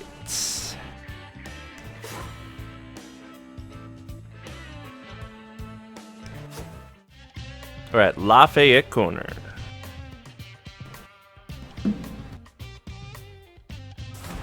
Hello, everybody. Welcome back to the G1 Baseball League. And what a night, what a day, wherever you may be here. As we are at Lafayette Corner. Here on the field, Armored Golem up first as we've got the Cruisers and the Great Whites. As we end this fun, frantic season here, as that is out number 1. Center fielder, number 30. Emmy Rader starting us off for the Great Whites on the pitching mound. West throws it over to Grayson Watkins at first for another out. The third baseman, number 26. I gotta say here, Jim, it's gotta. This is obviously going to be most likely a nice laid-back game because both of these teams, they ain't exactly fighting each other for playoff placement. They're just rounding out the season here. I mean, Indeed, Rod. I think both teams at this point are just fighting for pride and just ending the season on a positive note, despite how Despite how things started off, both teams kind of struggled here down the stretch. Right, and I mean, I failed to mention it last game, but we did have another game go on where the Grapplers and the Broncos went at it.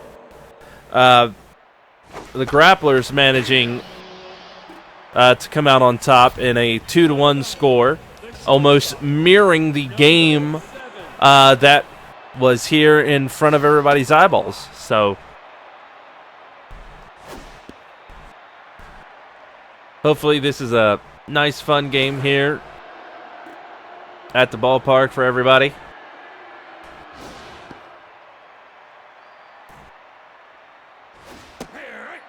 As I gotta say, Jim, I was definitely surprised that I mean, when I heard, and obviously we didn't call the games, we weren't needed, we weren't there, but when I saw those trucks and all that type of stuff from that wrestling universe, seeing them come out here and help us get the teams and everything set up to help end the season here, taking their own time, I was amazed at seeing all those people.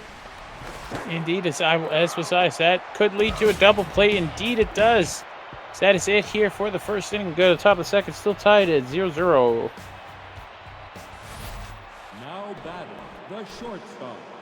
I mean, it definitely made me think that, I mean, we do one game. I mean, we do one night. We do 3 games, and we travel all over to bring these games to you live, as that is out number 1 for the Cruisers.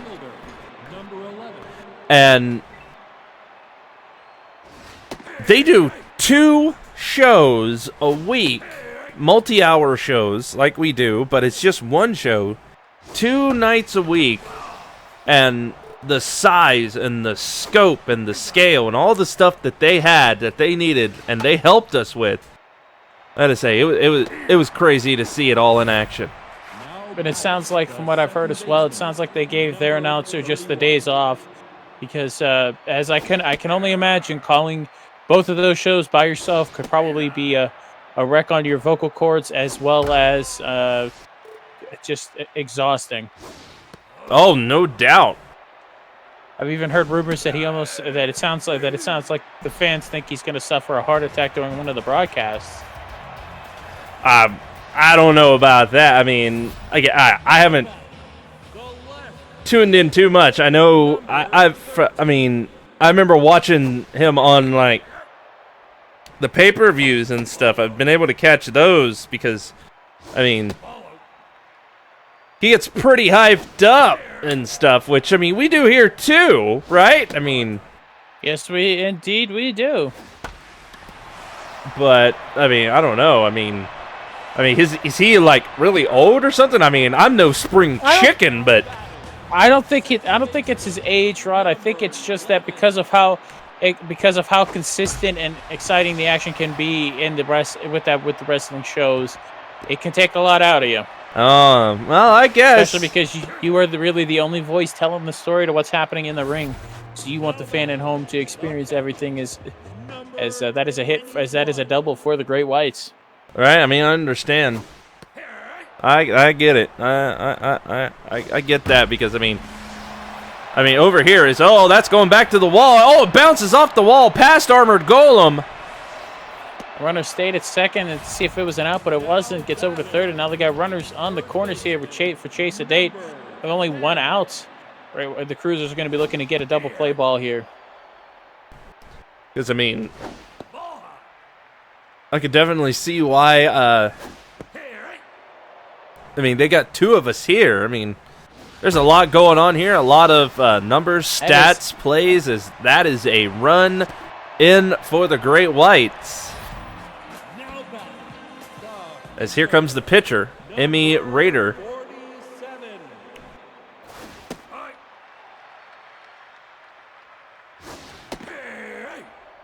Looking to possibly bunt this one away. As there it goes. And unable to get the possible double play. They wanted it, though. Pitcher took a chance there and threw it the second instead of just getting the shore out at first, but came back to bite them as the runner got there anyways. I mean, they're still sitting. They're still sitting at 2 outs. So there it goes. Rob Harley not able to swing the bat off his shoulder as the Cruisers escape with only giving up the 1 run there to the Gray Whites. It's 1-0 as we go to the top of the third here. Number 25. Right, and from what I understand, there's a lot of stuff actually happening on this channel that is not just sports. I mean, we've got people coming in here all the time following what we do here in the G1 Sports League.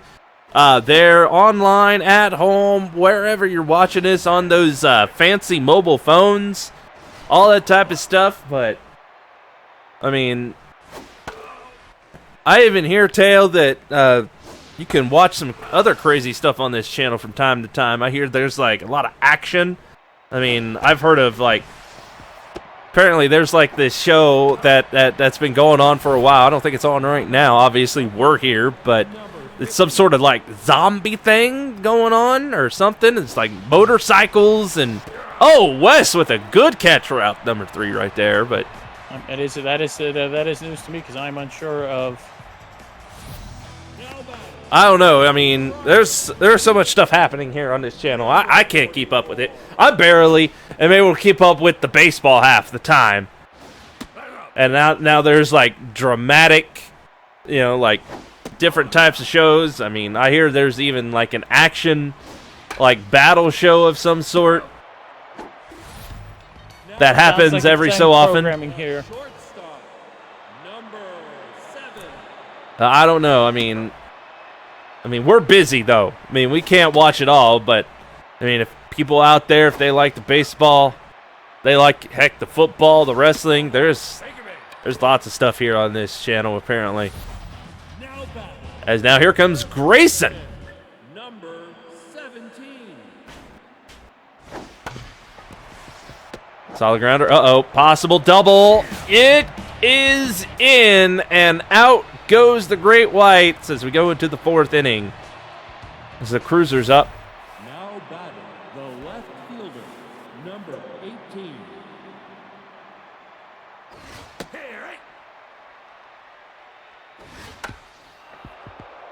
That is a weakly hit ball back to Emmy Raider, who gets it over to first for the final out, or for the first out here in the top of the 4th. I'm excited to see how the stats finish out here, Rod, on the season here. Of course, we'll probably take a look at some end of the season stats to see if Ricky was able to catch with Thanatos in the batting average category. Right. I mean, it's on the docket. I know we're not going to watch it because we ain't going to have time, and they're out there playing it now. But I mean, that ball was trapped underneath Havoc, but the runner gets to first safely as infamous Rob stepping up here, looking to add in the hit column for the Cruisers. I mean, technically, Florida does have another game. It's against the Sirloins, I believe. They need to play that whenever it is. But, I mean, they're pretty much cinched, lock, stock, barrel into the playoffs. So, I mean, I'm sure if you look somewhere, you'll be able to find what happened in that game. And maybe we'll get to some of the stats here at some point when the playoffs are about to go down. But yeah, it'll be interesting to see what happens before the playoffs. It'll also be cool, too, when that finally happens. We see exactly who in the divisions they're going to pair up against who. Because I know we're going to be there for all the action. Because playoffs are no laughing matter.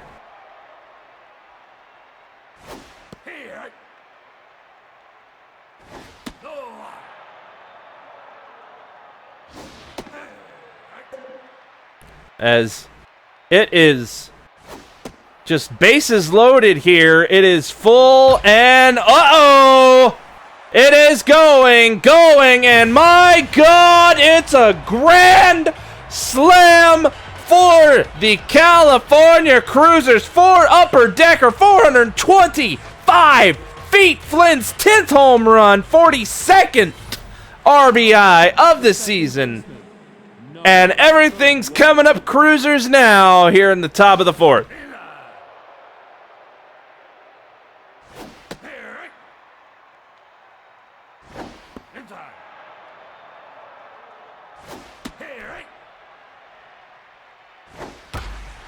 As another good solid hit.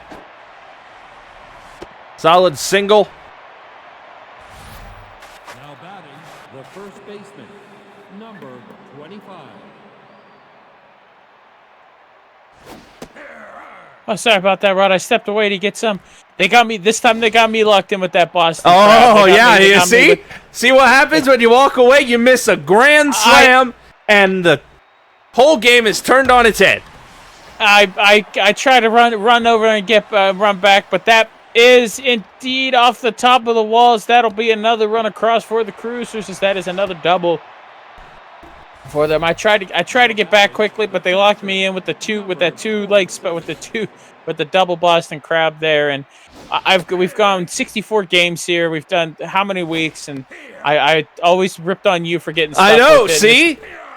It's like they were waiting for me, Rod. It's like they were waiting for me. I mean, they knew this was the time. They knew because we're out here, we're relaxed. Obviously, this it's a solid pastime here, in the G1 Baseball League. Yep, that beanball coffee hit me. I had to run real quick, and then they got me with the Boston Crab, and now it's all out of whack. As we're here in the top of the 4th with the Cruisers just cruising out to a 5-1 lead, as that was the final out of the top of the 4th. We go to the bottom of the 4th here with the Game Attack Great Whites looking to answer on that grand slam. Fielder, number 13.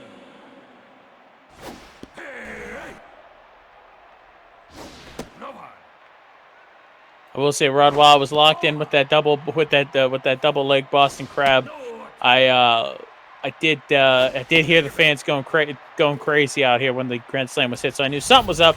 So I had to try to rush back, but they had that hold locked in pretty well. You can't help it. They deep fry it. They get you locked in. You can see all the juices, and it's the butter sauce that they have to dip it in. It freezes you for a moment because you can't believe that a butter sauce tastes as good as that does. And you go back for more, and all of a sudden you're down $20, and you have all these jars, all these containers of butter sauce in front of you. As that is a hit out to right field, the runner is advancing to third, gets in under the throw for safe. We got runners on the corner once again for Chase Sedate, who last time in this position got a hit and a run across, hoping to duplicate that success here.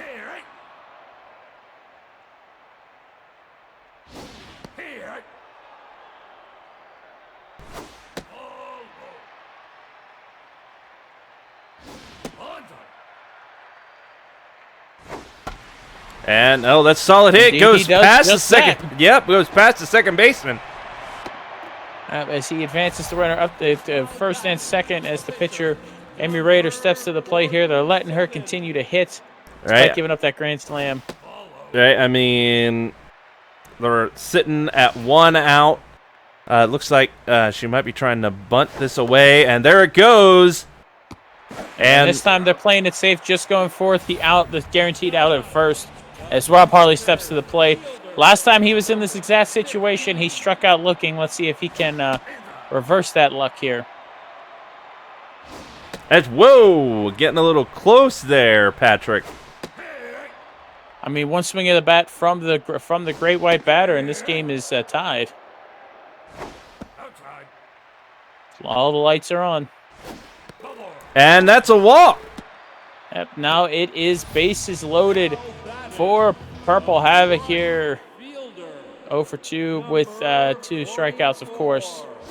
Of course, 1 homer, 1 swing of the bat. Again, this time it's 1 swing of the bat from the Great White's batter, and that is a lead.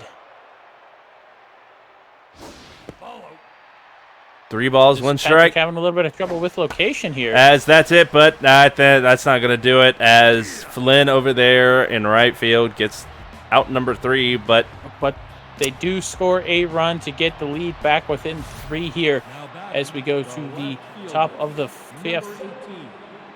And Armor Golem leading off. And boom, out number 1. Now batting, the center fielder, number 30. As Madison steps to the plate for the Cruisers.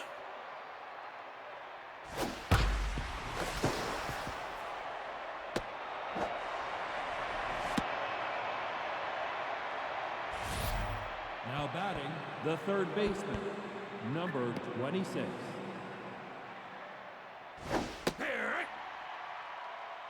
Gotta say, Emmy looking a little tense out there, especially after, giving up that grand slam. I wasn't surprised that she might be a little bit worse for wear after doing something like that. I mean, like that right there. Throwing the ball out of play, going to advance that runner. Oh.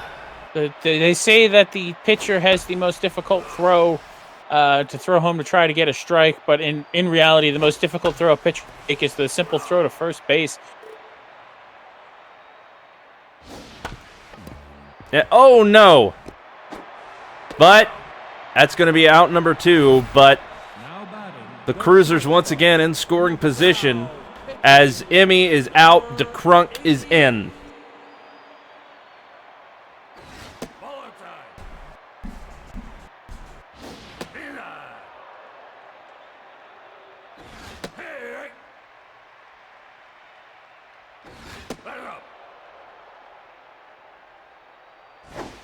And that's a walk to start off DeCrunk here. Now batting, the right fielder, number 11.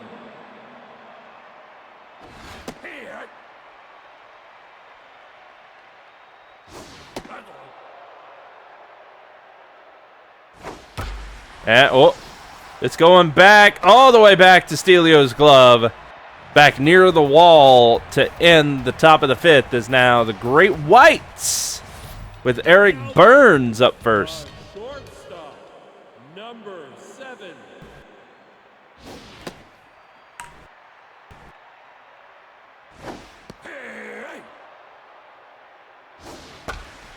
And,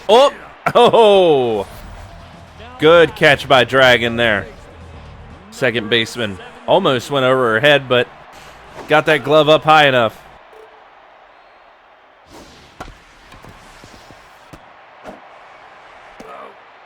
There is out number 2. The left fielder, number 13.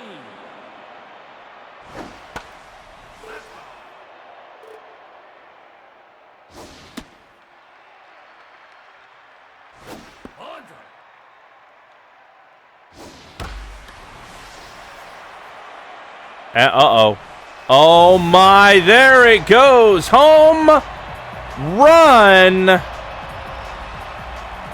Again. 146 feet, a second deck shot for the Great Whites as that brings the lead only to 2 now.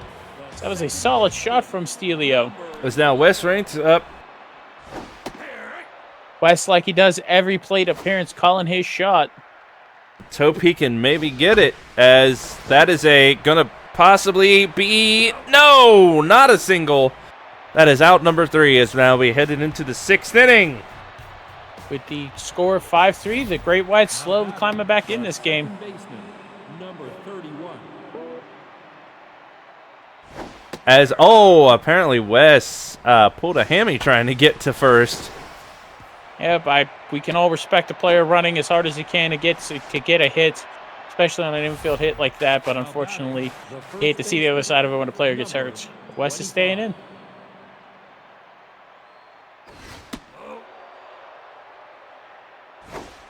And, another solid hit, but look at that out there. Rob Harley in center field gets to it. Now batting, the catcher, number 47.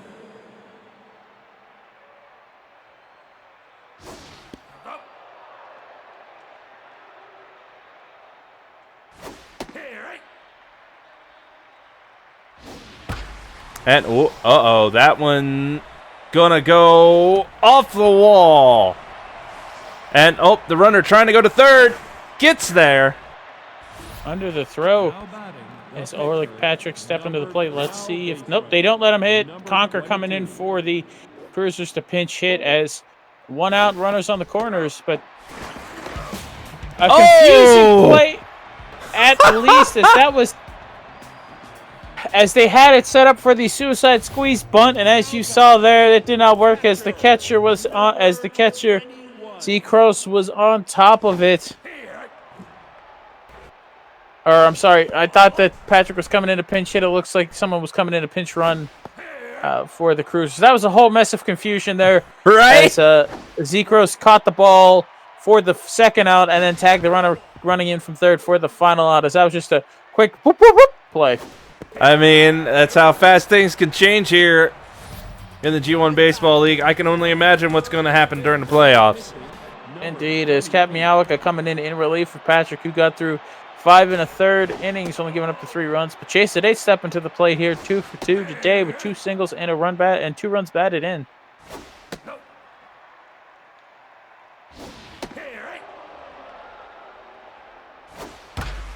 As It is a monster shot. Will it clear the fence? I don't think it has the oomph. It does not. Madison tracks it down at the warning track for the first out. As, DeCrunk getting himself a hitter here. Weird PG.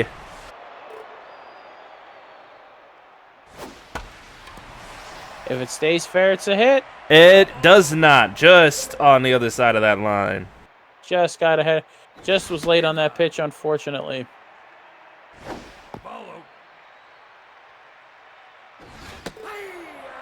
That is out number 3 on the strikeout, swinging at a pitch at the knees. As Mr. Lupin coming in relief for the Great Whites. We go to the top of the 7th. Crews are still in control at 5-3. Now batting, the left fielder, number 18.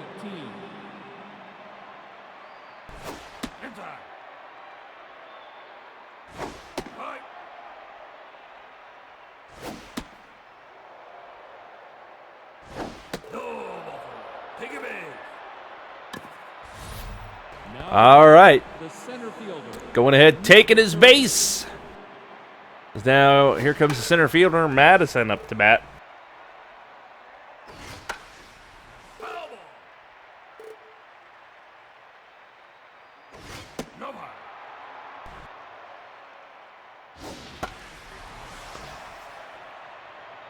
That's just a pop-up. That's going to lead to out number 1. Now batting, the third baseman, number 26.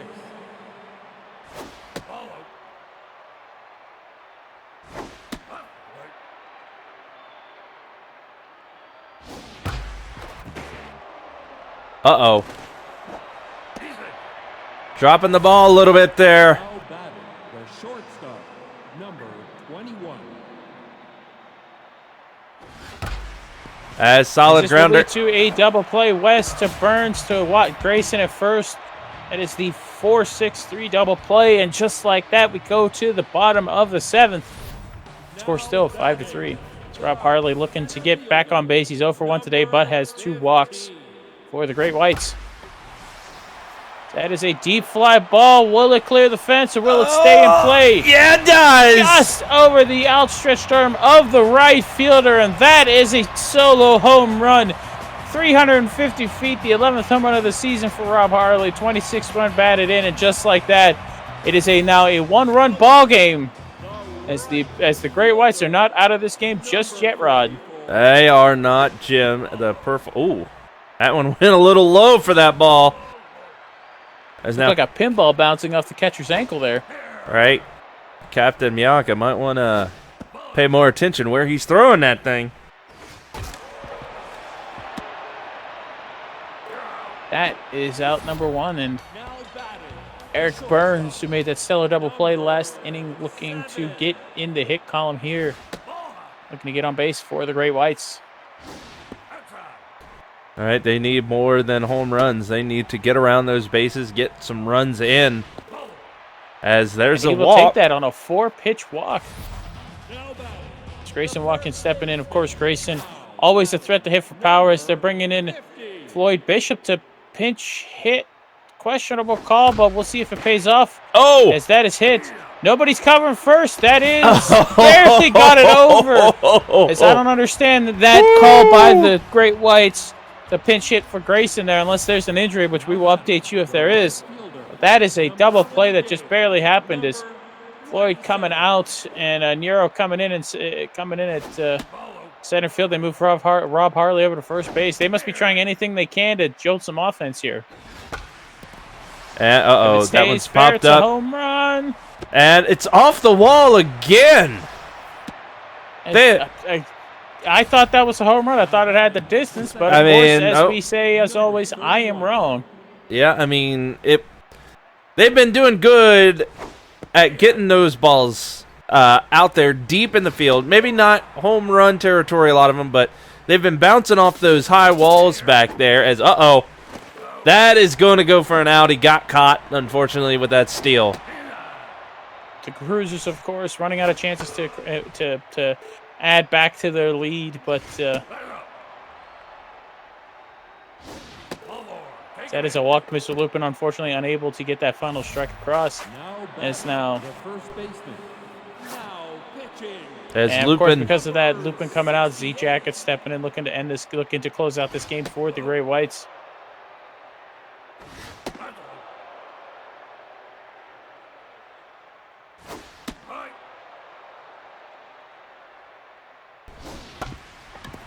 We got a chance at a double play ball here. Burns to West. and that Over to does Rob it. Harley for the final out. The 6-4-3 double play coming through in the clutch for the Great Whites.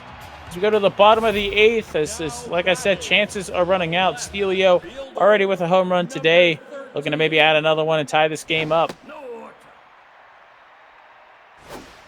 And That is a deep fly ball out to left center field. Does it have the distance? It does! As that ties this ball game up all even at 5 apiece, as that is a 402-foot monster shot for Stelio. Second home run of the day, 13th home run of the season. And just like that, we have a new ball game, folks. Indeed we do. West, and we got some more. Matthew Lewis coming in to pinch hit, while Rose Thorne coming in to pitch for the Cruisers, as they're looking to keep this game close to give themselves a chance in the top of the ninth. As that rolls to second, and just not enough to get past second base person there, as they're running through everybody they can today to try to generate that last bit of offense to give them the lead here in the bottom of the eighth. We may see a walk-off game here. We might see something else. Who knows? We've got just over an inning left. And, that's a good one. That's going to be at least good for a single. Gets the ball into second to keep it to just a single. As Chase Dade, who anytime he's had a runner on base has gotten a hit, 2 for 2 today, 2 singles and a run and 2 runs batted in for the Great Whites.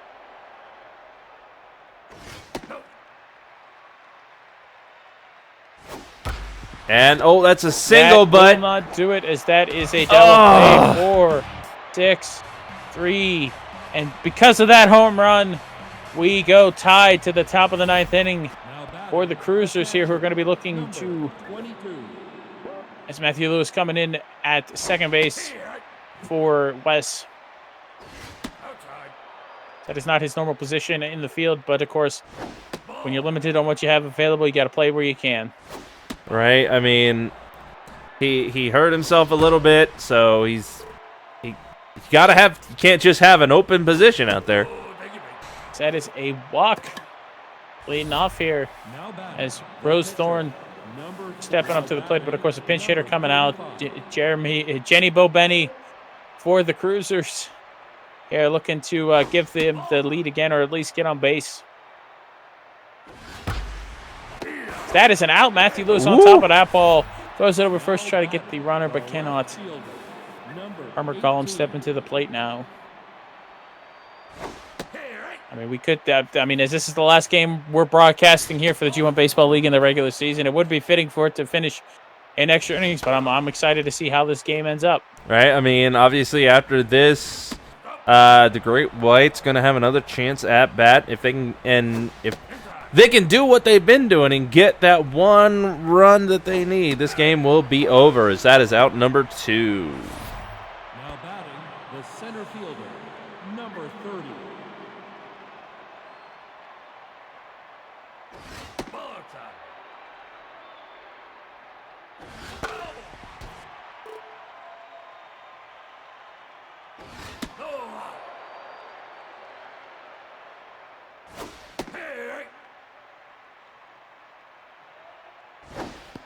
And that is out number 3. Madison just takes the final pitch as Kyle Pyle stepping into pitch on short rest here for the Cruisers as we go to the bottom of the 9th. And this is obviously Zeke Jacket's not going to be hitting here. We're going to probably see a pinch hitter come up, as indeed we do. Glove save coming into pinch hits for the Great Whites.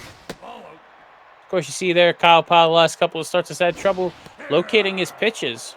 Right, I mean, unfortunately, he's looking pretty rough. That is a high fly ball. Will it get? I don't think it has the power or the distance as Madison makes the catch out there. He was swinging for the fences as Rob Harley did last time up. Folks may remember he hit that solo home run to bring the game 5-4. Right now, looks like Kyle Pyle not having a ton of trouble locating his pitches. As that is strike 3, out number 2. We might see extra innings here, folks. All right. This is going to go a little bit extra, possibly.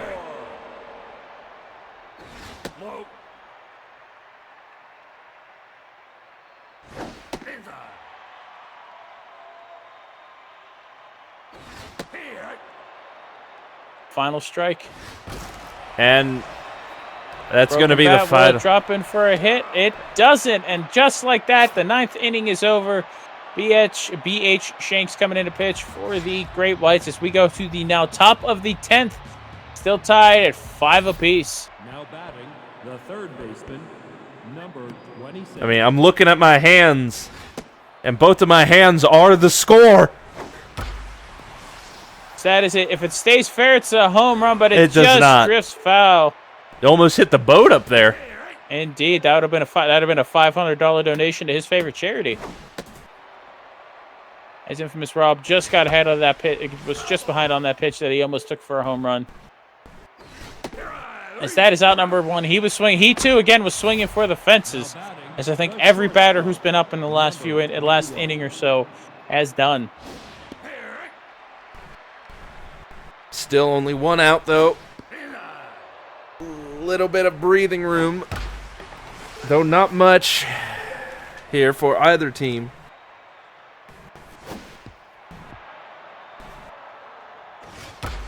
As out number 2, Burns directly there to make the catch as Flynn stepping in here.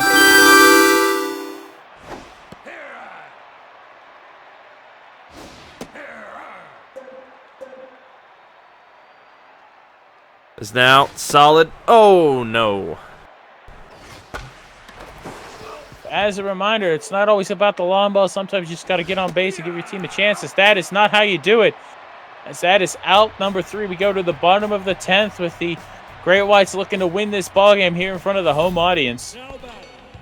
As now, from what I hear, apparently there's been some donations going around, specifically to the channel, for everything that goes on. Support. Yeah, we always love the support around here for what we do, what we bring you.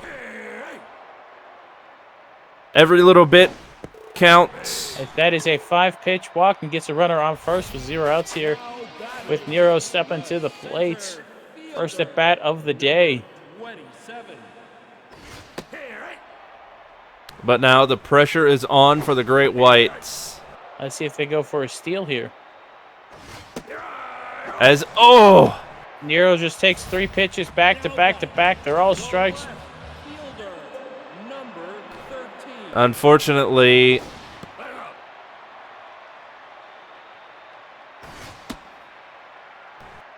they're going to have to keep an eye on Stelio here. As that's popped up. You better run her back. Hurry up. He dived for it. Barely back as Matthew Lewis, who struck out in his first plate appearance, One swing of the bat wins the game here for the Gray Whites. And That I don't think is going to do it. As that is a high fly ball. Madison calls the shot. And that is it for the top 10th inning. We go now to the 11th. Still tied at 5 apiece, Rod. Now batting the second baseman, number 31. I mean, I don't know. I mean, did the players here get paid by the hour? Is that why they're freaking egging this on as long as they can? Because I didn't think they did. But I could be wrong. We don't get paid by the hour, so we're stuck here until this game is over. I know. So if they do, this is a bunch of bullshit. That's all I have to say, as there's a walk. Now batting the first baseman.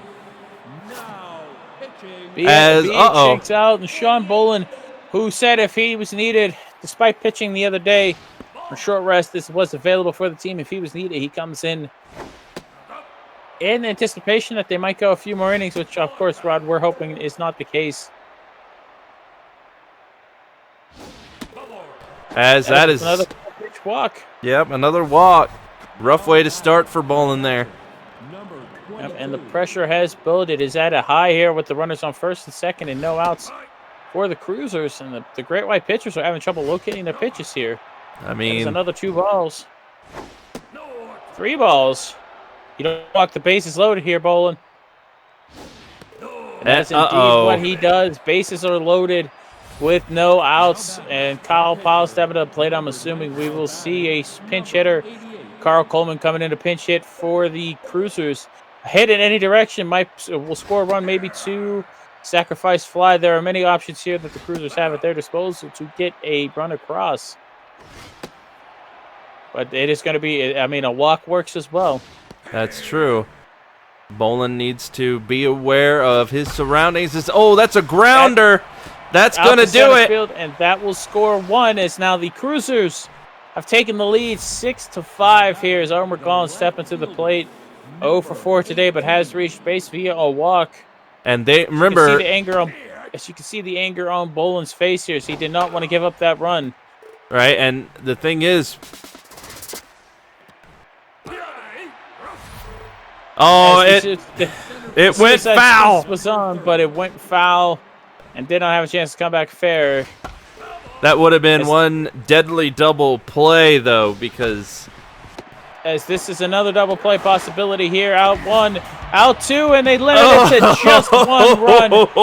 As Rusher coming in for the Cruisers is very lucky that ball was out at first. Otherwise, that's another run. But the Cruisers have the lead here, Rod, 6-5, right, with a chance to end the game.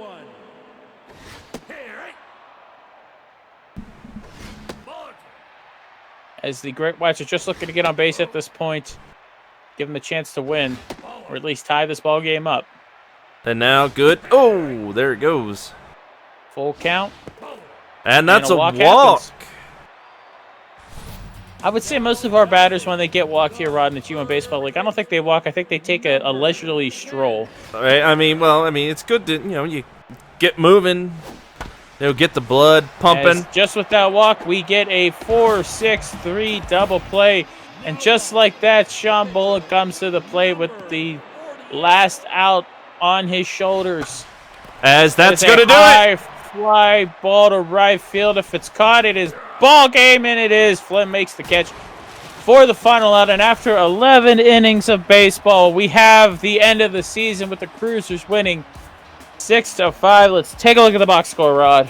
I mean, I question letting Bolin swing at the ball there, but apparently somebody wanted the game to be over, and they just went on with it. It was either that, Rod, or they had nobody else available on the bench to hit as they pinch hit everybody, brought everybody in.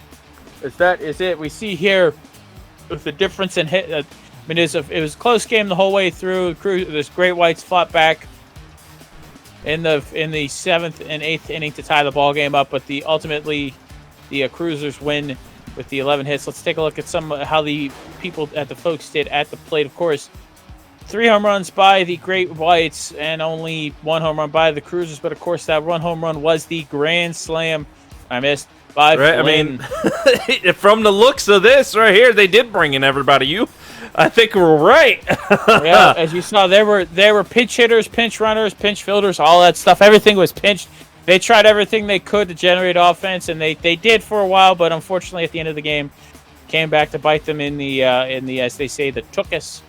As you see here, we go to the pitching, and of course, the amount of pitchers that were used by the Great Whites, and of course, the Cruisers had once of course. Whenever Rose Thorn came in, everything was locked down for them. As you see, Kyle Powell picking up the win and Rusher picking up the save here at the end of the game. All right, and now for the MVPs we got here. I have a feeling we will see a balance of 2 Cruisers and 1 Great White.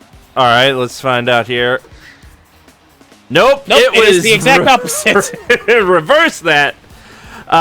Throw it down, flip it, and reverse it with Rob Harley in third. Of course, that solo home run to get it closer. Flynn in second, 2 for 5 with that grand slam. Surprising that wasn't first, but of course, not always the case. Right, I mean, but they're in first. You got Stelio going 2 for 4 with his 2 home runs, his 2 RBIs, those 3 runs. And that is going to do it for today and the season. And the regular season. We will be back next week with the beginning of the G1 Baseball League playoffs. Been a fun, long season where at times it felt like it was happening instantaneously. At times like this game, it felt like it was taking forever. But we appreciate you being here. We will see you next week for the beginning of the postseason, everybody. All right. Stay safe. We love you. Have a good rest of your week.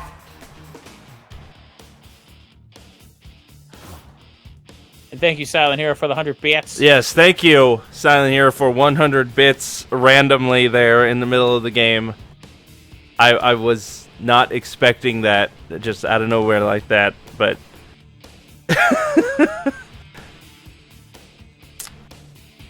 All right, so... we got 1 game left, technically, that we have Let's to... watch it now. No, hell no. And we're going to simulate it, as the Sirloins have turned into extreme power hitters, and they will go up against the #1 ranked in the Southern Division, Flamingos. Who do you think's going to win? I'm going to say the Sirloins are going to pull the upset. Okay.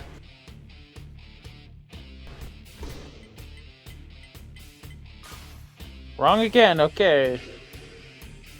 All right, there's your standings right there. So, let's go ahead and take a look at the regular season being complete. Let's take a little look-see at the league leaders. Boo. As we see here, Clay winning what would be considered the MVP there with the 138 ERA, 98 innings pitched, 98 strikeouts. Of course, for those that don't understand, for a pitcher to qualify for most awards, for a relief pitcher to qualify for any awards, they have to pitch at least 1 inning per game played. And of course, with 98 innings pitched, he's pitched more than enough.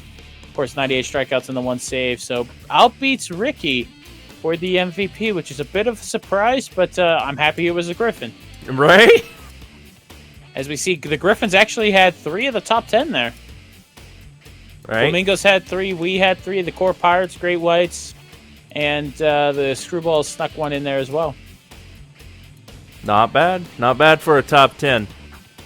Now to take a look at the batting. Lena with the batting average Not right even there. close. A full almost 20 points ahead of Ricky. Shiro in third there. But the big stat there, as you can see, Ricky finishing on top in home runs with a nice amount of runs batted in. Almost had the Triple Crown in our first season, but Lena said, said no. Nope. Lena coming through. Tearing Ricky down. And then, of course... You see here, on-base percentage. Of course, Lena's going to have a good on-base percentage with the amount of hits she gets. You see on-base and slugging and all that good stuff. Of course, Ricky's going to lead those with the home runs and runs batted in. Right. I want to see who leads in steals. It's okay. Nope, extra base hits. Okay, so Lena had hits. And Ricky, of course, leads in extra base hits. And wow. Look at... Okay, so... We talk about how... And of course, we are angry that 3 of the game-created teams made it to the postseason. Yeah. But if we see here, the Grapplers and Sirloin... But 2 of the 3 have... but there are 5 batters in the top 10 of strikeouts. Or no, in the top... Is that top 10 or top 8 or 9? It's 9. Oh no, top 10 anyways. Yeah, they got... The Grapplers have 3 and the Sirloins have 2. In the top 10 for strikeouts by a batter. That's amazing. So so they're not great. Somehow they got in. And as we see here, Alex Carlisle, of course, leading in stolen bases. Okay. I guess Robin Bird must have got caught one more time than him. But as we see there, Carlisle leading in stolen bases, Stelio runs scored, and wow, yeah. Yeah, I mean, Minnie Makoto is a stealing machine, and she came in there, but she came in fourth. She came in fifth. And Lena, she's not a good stealer. Don't be stealing, Lena. That's bad. Don't be suspicious. Don't be suspicious. Don't be suspicious. All right, now for pitching. And as we see here, Deidre for Florida and Grant Van Winkle for the Death Battlers tied at 10 wins apiece, and of course Sergio. And then it's just a bunch of ties with Johnny Farrell, Clay, and dude bro name tied at 9, and everybody else tied at 8. Clay, of course, winning the earned run, leading the league in the top earned run average. And actually, Crescent Phoenix not too far behind. Actually, I'm surprised. That's a Panda in the lead, almost there. Right, everybody else. And look at Woody Man with 11 saves. Taking all my save opportunities. I'm gonna petition to have James Jimbo Sox be a starting pitcher next year. At this point. All right, there we go. See here, of course, Clay has Crescent Phoenix actually leads in WHIP though. Walks, hits, innings pitched. Damn! Sorry, I was looking at the strikeouts over there. Oh yeah, Zero to Hero and Sean Bolin have over 100 strikeouts between the two. With tied for 109. Dang, Clay man. and Claire there in second and third and fourth respectively. Zero to Hero is a sneaky has some movement to his pitches as well as bowling. All right, and then more pitching. Look, Yeah, but even though Zero has the most strikeouts, Claire has a better strikeout to 9 ratio. Clay has the best walks to 9 ratio, and of course Clay, because of that, will lead in strikeouts and walks per strikeout to walk ratio at almost 5 strikeouts per walk thrown. So there you go. Oh boy. And that's it. All right, and that is your regular season, folks. Which if we could take a look at the standings, we will see who has made the playoffs. Right As there. you'll Well, see, we can do go ahead and this. hit it.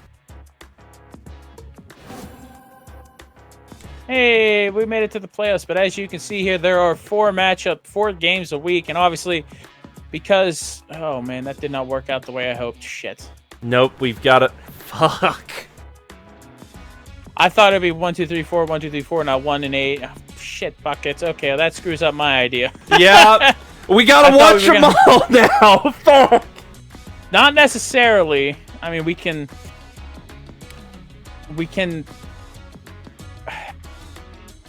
Here's my idea. I say we watch the Griffins and the Blowfish, the Toons and the Flamingos, and the Pandas and the Sirloins.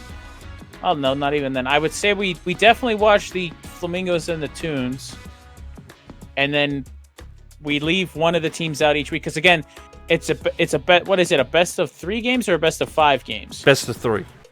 Okay, so we're only gonna.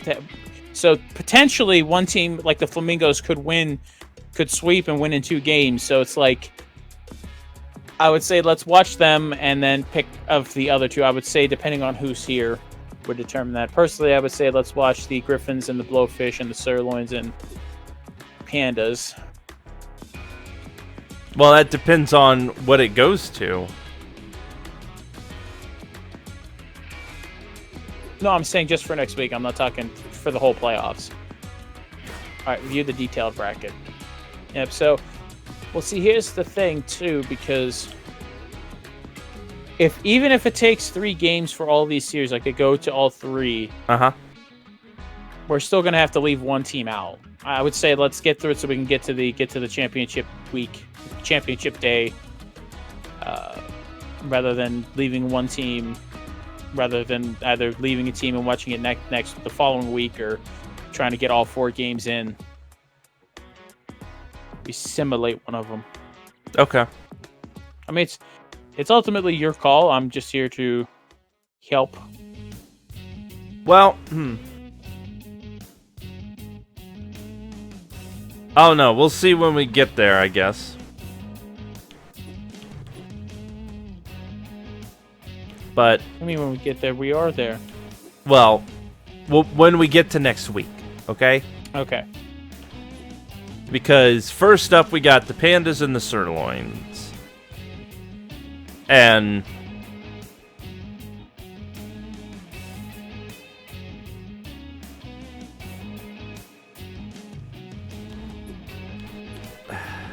I don't know what's after that because I can't see. They won't let me see. Because is the next game going to be the Hunters and the Grapplers, or is it going to go over to the Blowfish and the Griffins? That's true.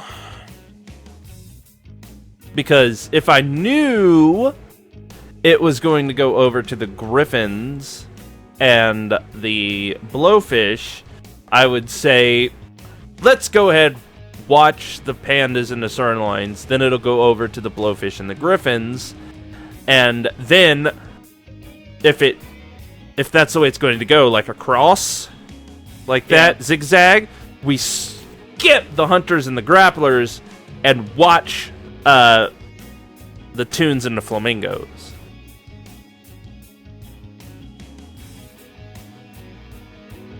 But also, everybody here, I just want to point this out right now. You see what happened with the playoffs and how this, I mean, it doesn't suck, but it does kind of suck.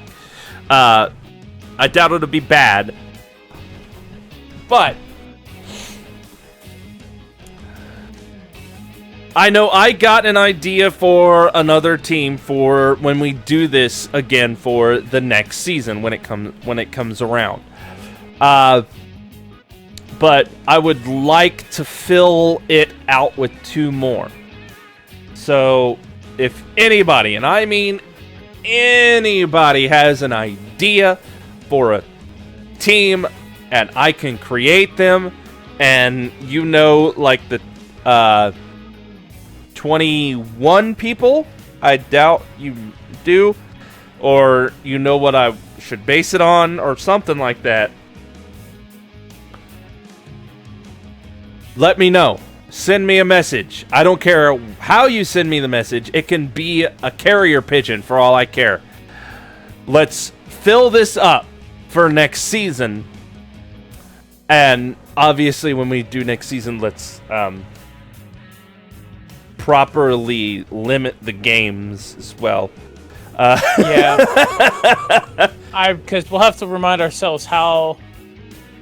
What like, do we want to do? Yeah. But I want to get rid of the Sirloins, the Grapplers, and the Blowfish, and put other teams. So I at least need 2 teams from y'all. Some ideas, you know, who I could possibly put in there, what it could be based off of, and I mean the Bus Riders. I mean, not a bad idea. I'll leave the Griffins and go start pitch for the Bus Riders. I mean, it doesn't even have to be based off internet things at this point. I'll take anything. It's whatever you would like to see via baseball form. I want to give it. I want to bring it about. I want to give it to you. Because, I mean, I made the RT Toons, the Florida, the Hunters, and I put everybody on there. Like, I had to deep dive for the RT Tunes and a bunch of the animated stuff from RT to fill that team. But I did. And they're in the playoffs now. And you never know. Next season, one of these 3 teams that are created could be one of your ideas for a team. So, just putting that out there. Because, again, even though I'm the one doing this, it's interactive. You have a say. You know what I mean? Because you're a part of this as much as I am, as much as Jimbo is. The whole 9 yards.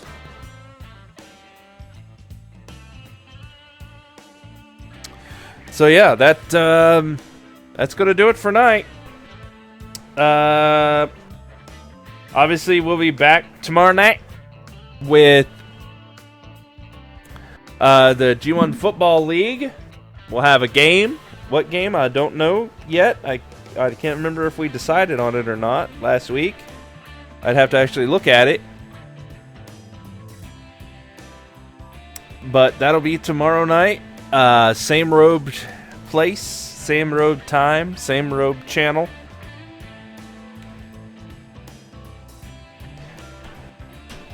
So, let me fire this up here. As I will go ahead and I will... Come on. Going to go ahead and send you all over to G1 Game Days, where Fat Man is going to go ahead and continue his journey in Yakuza, and you can go ahead and go along with him and see exactly what everybody over there is doing, is chilling, doing, as we'll be back here next week with the start of the G1 Baseball League playoff season. So, till next week, everybody. Or, well, till tomorrow if you come back for football, I guess. Nighty night.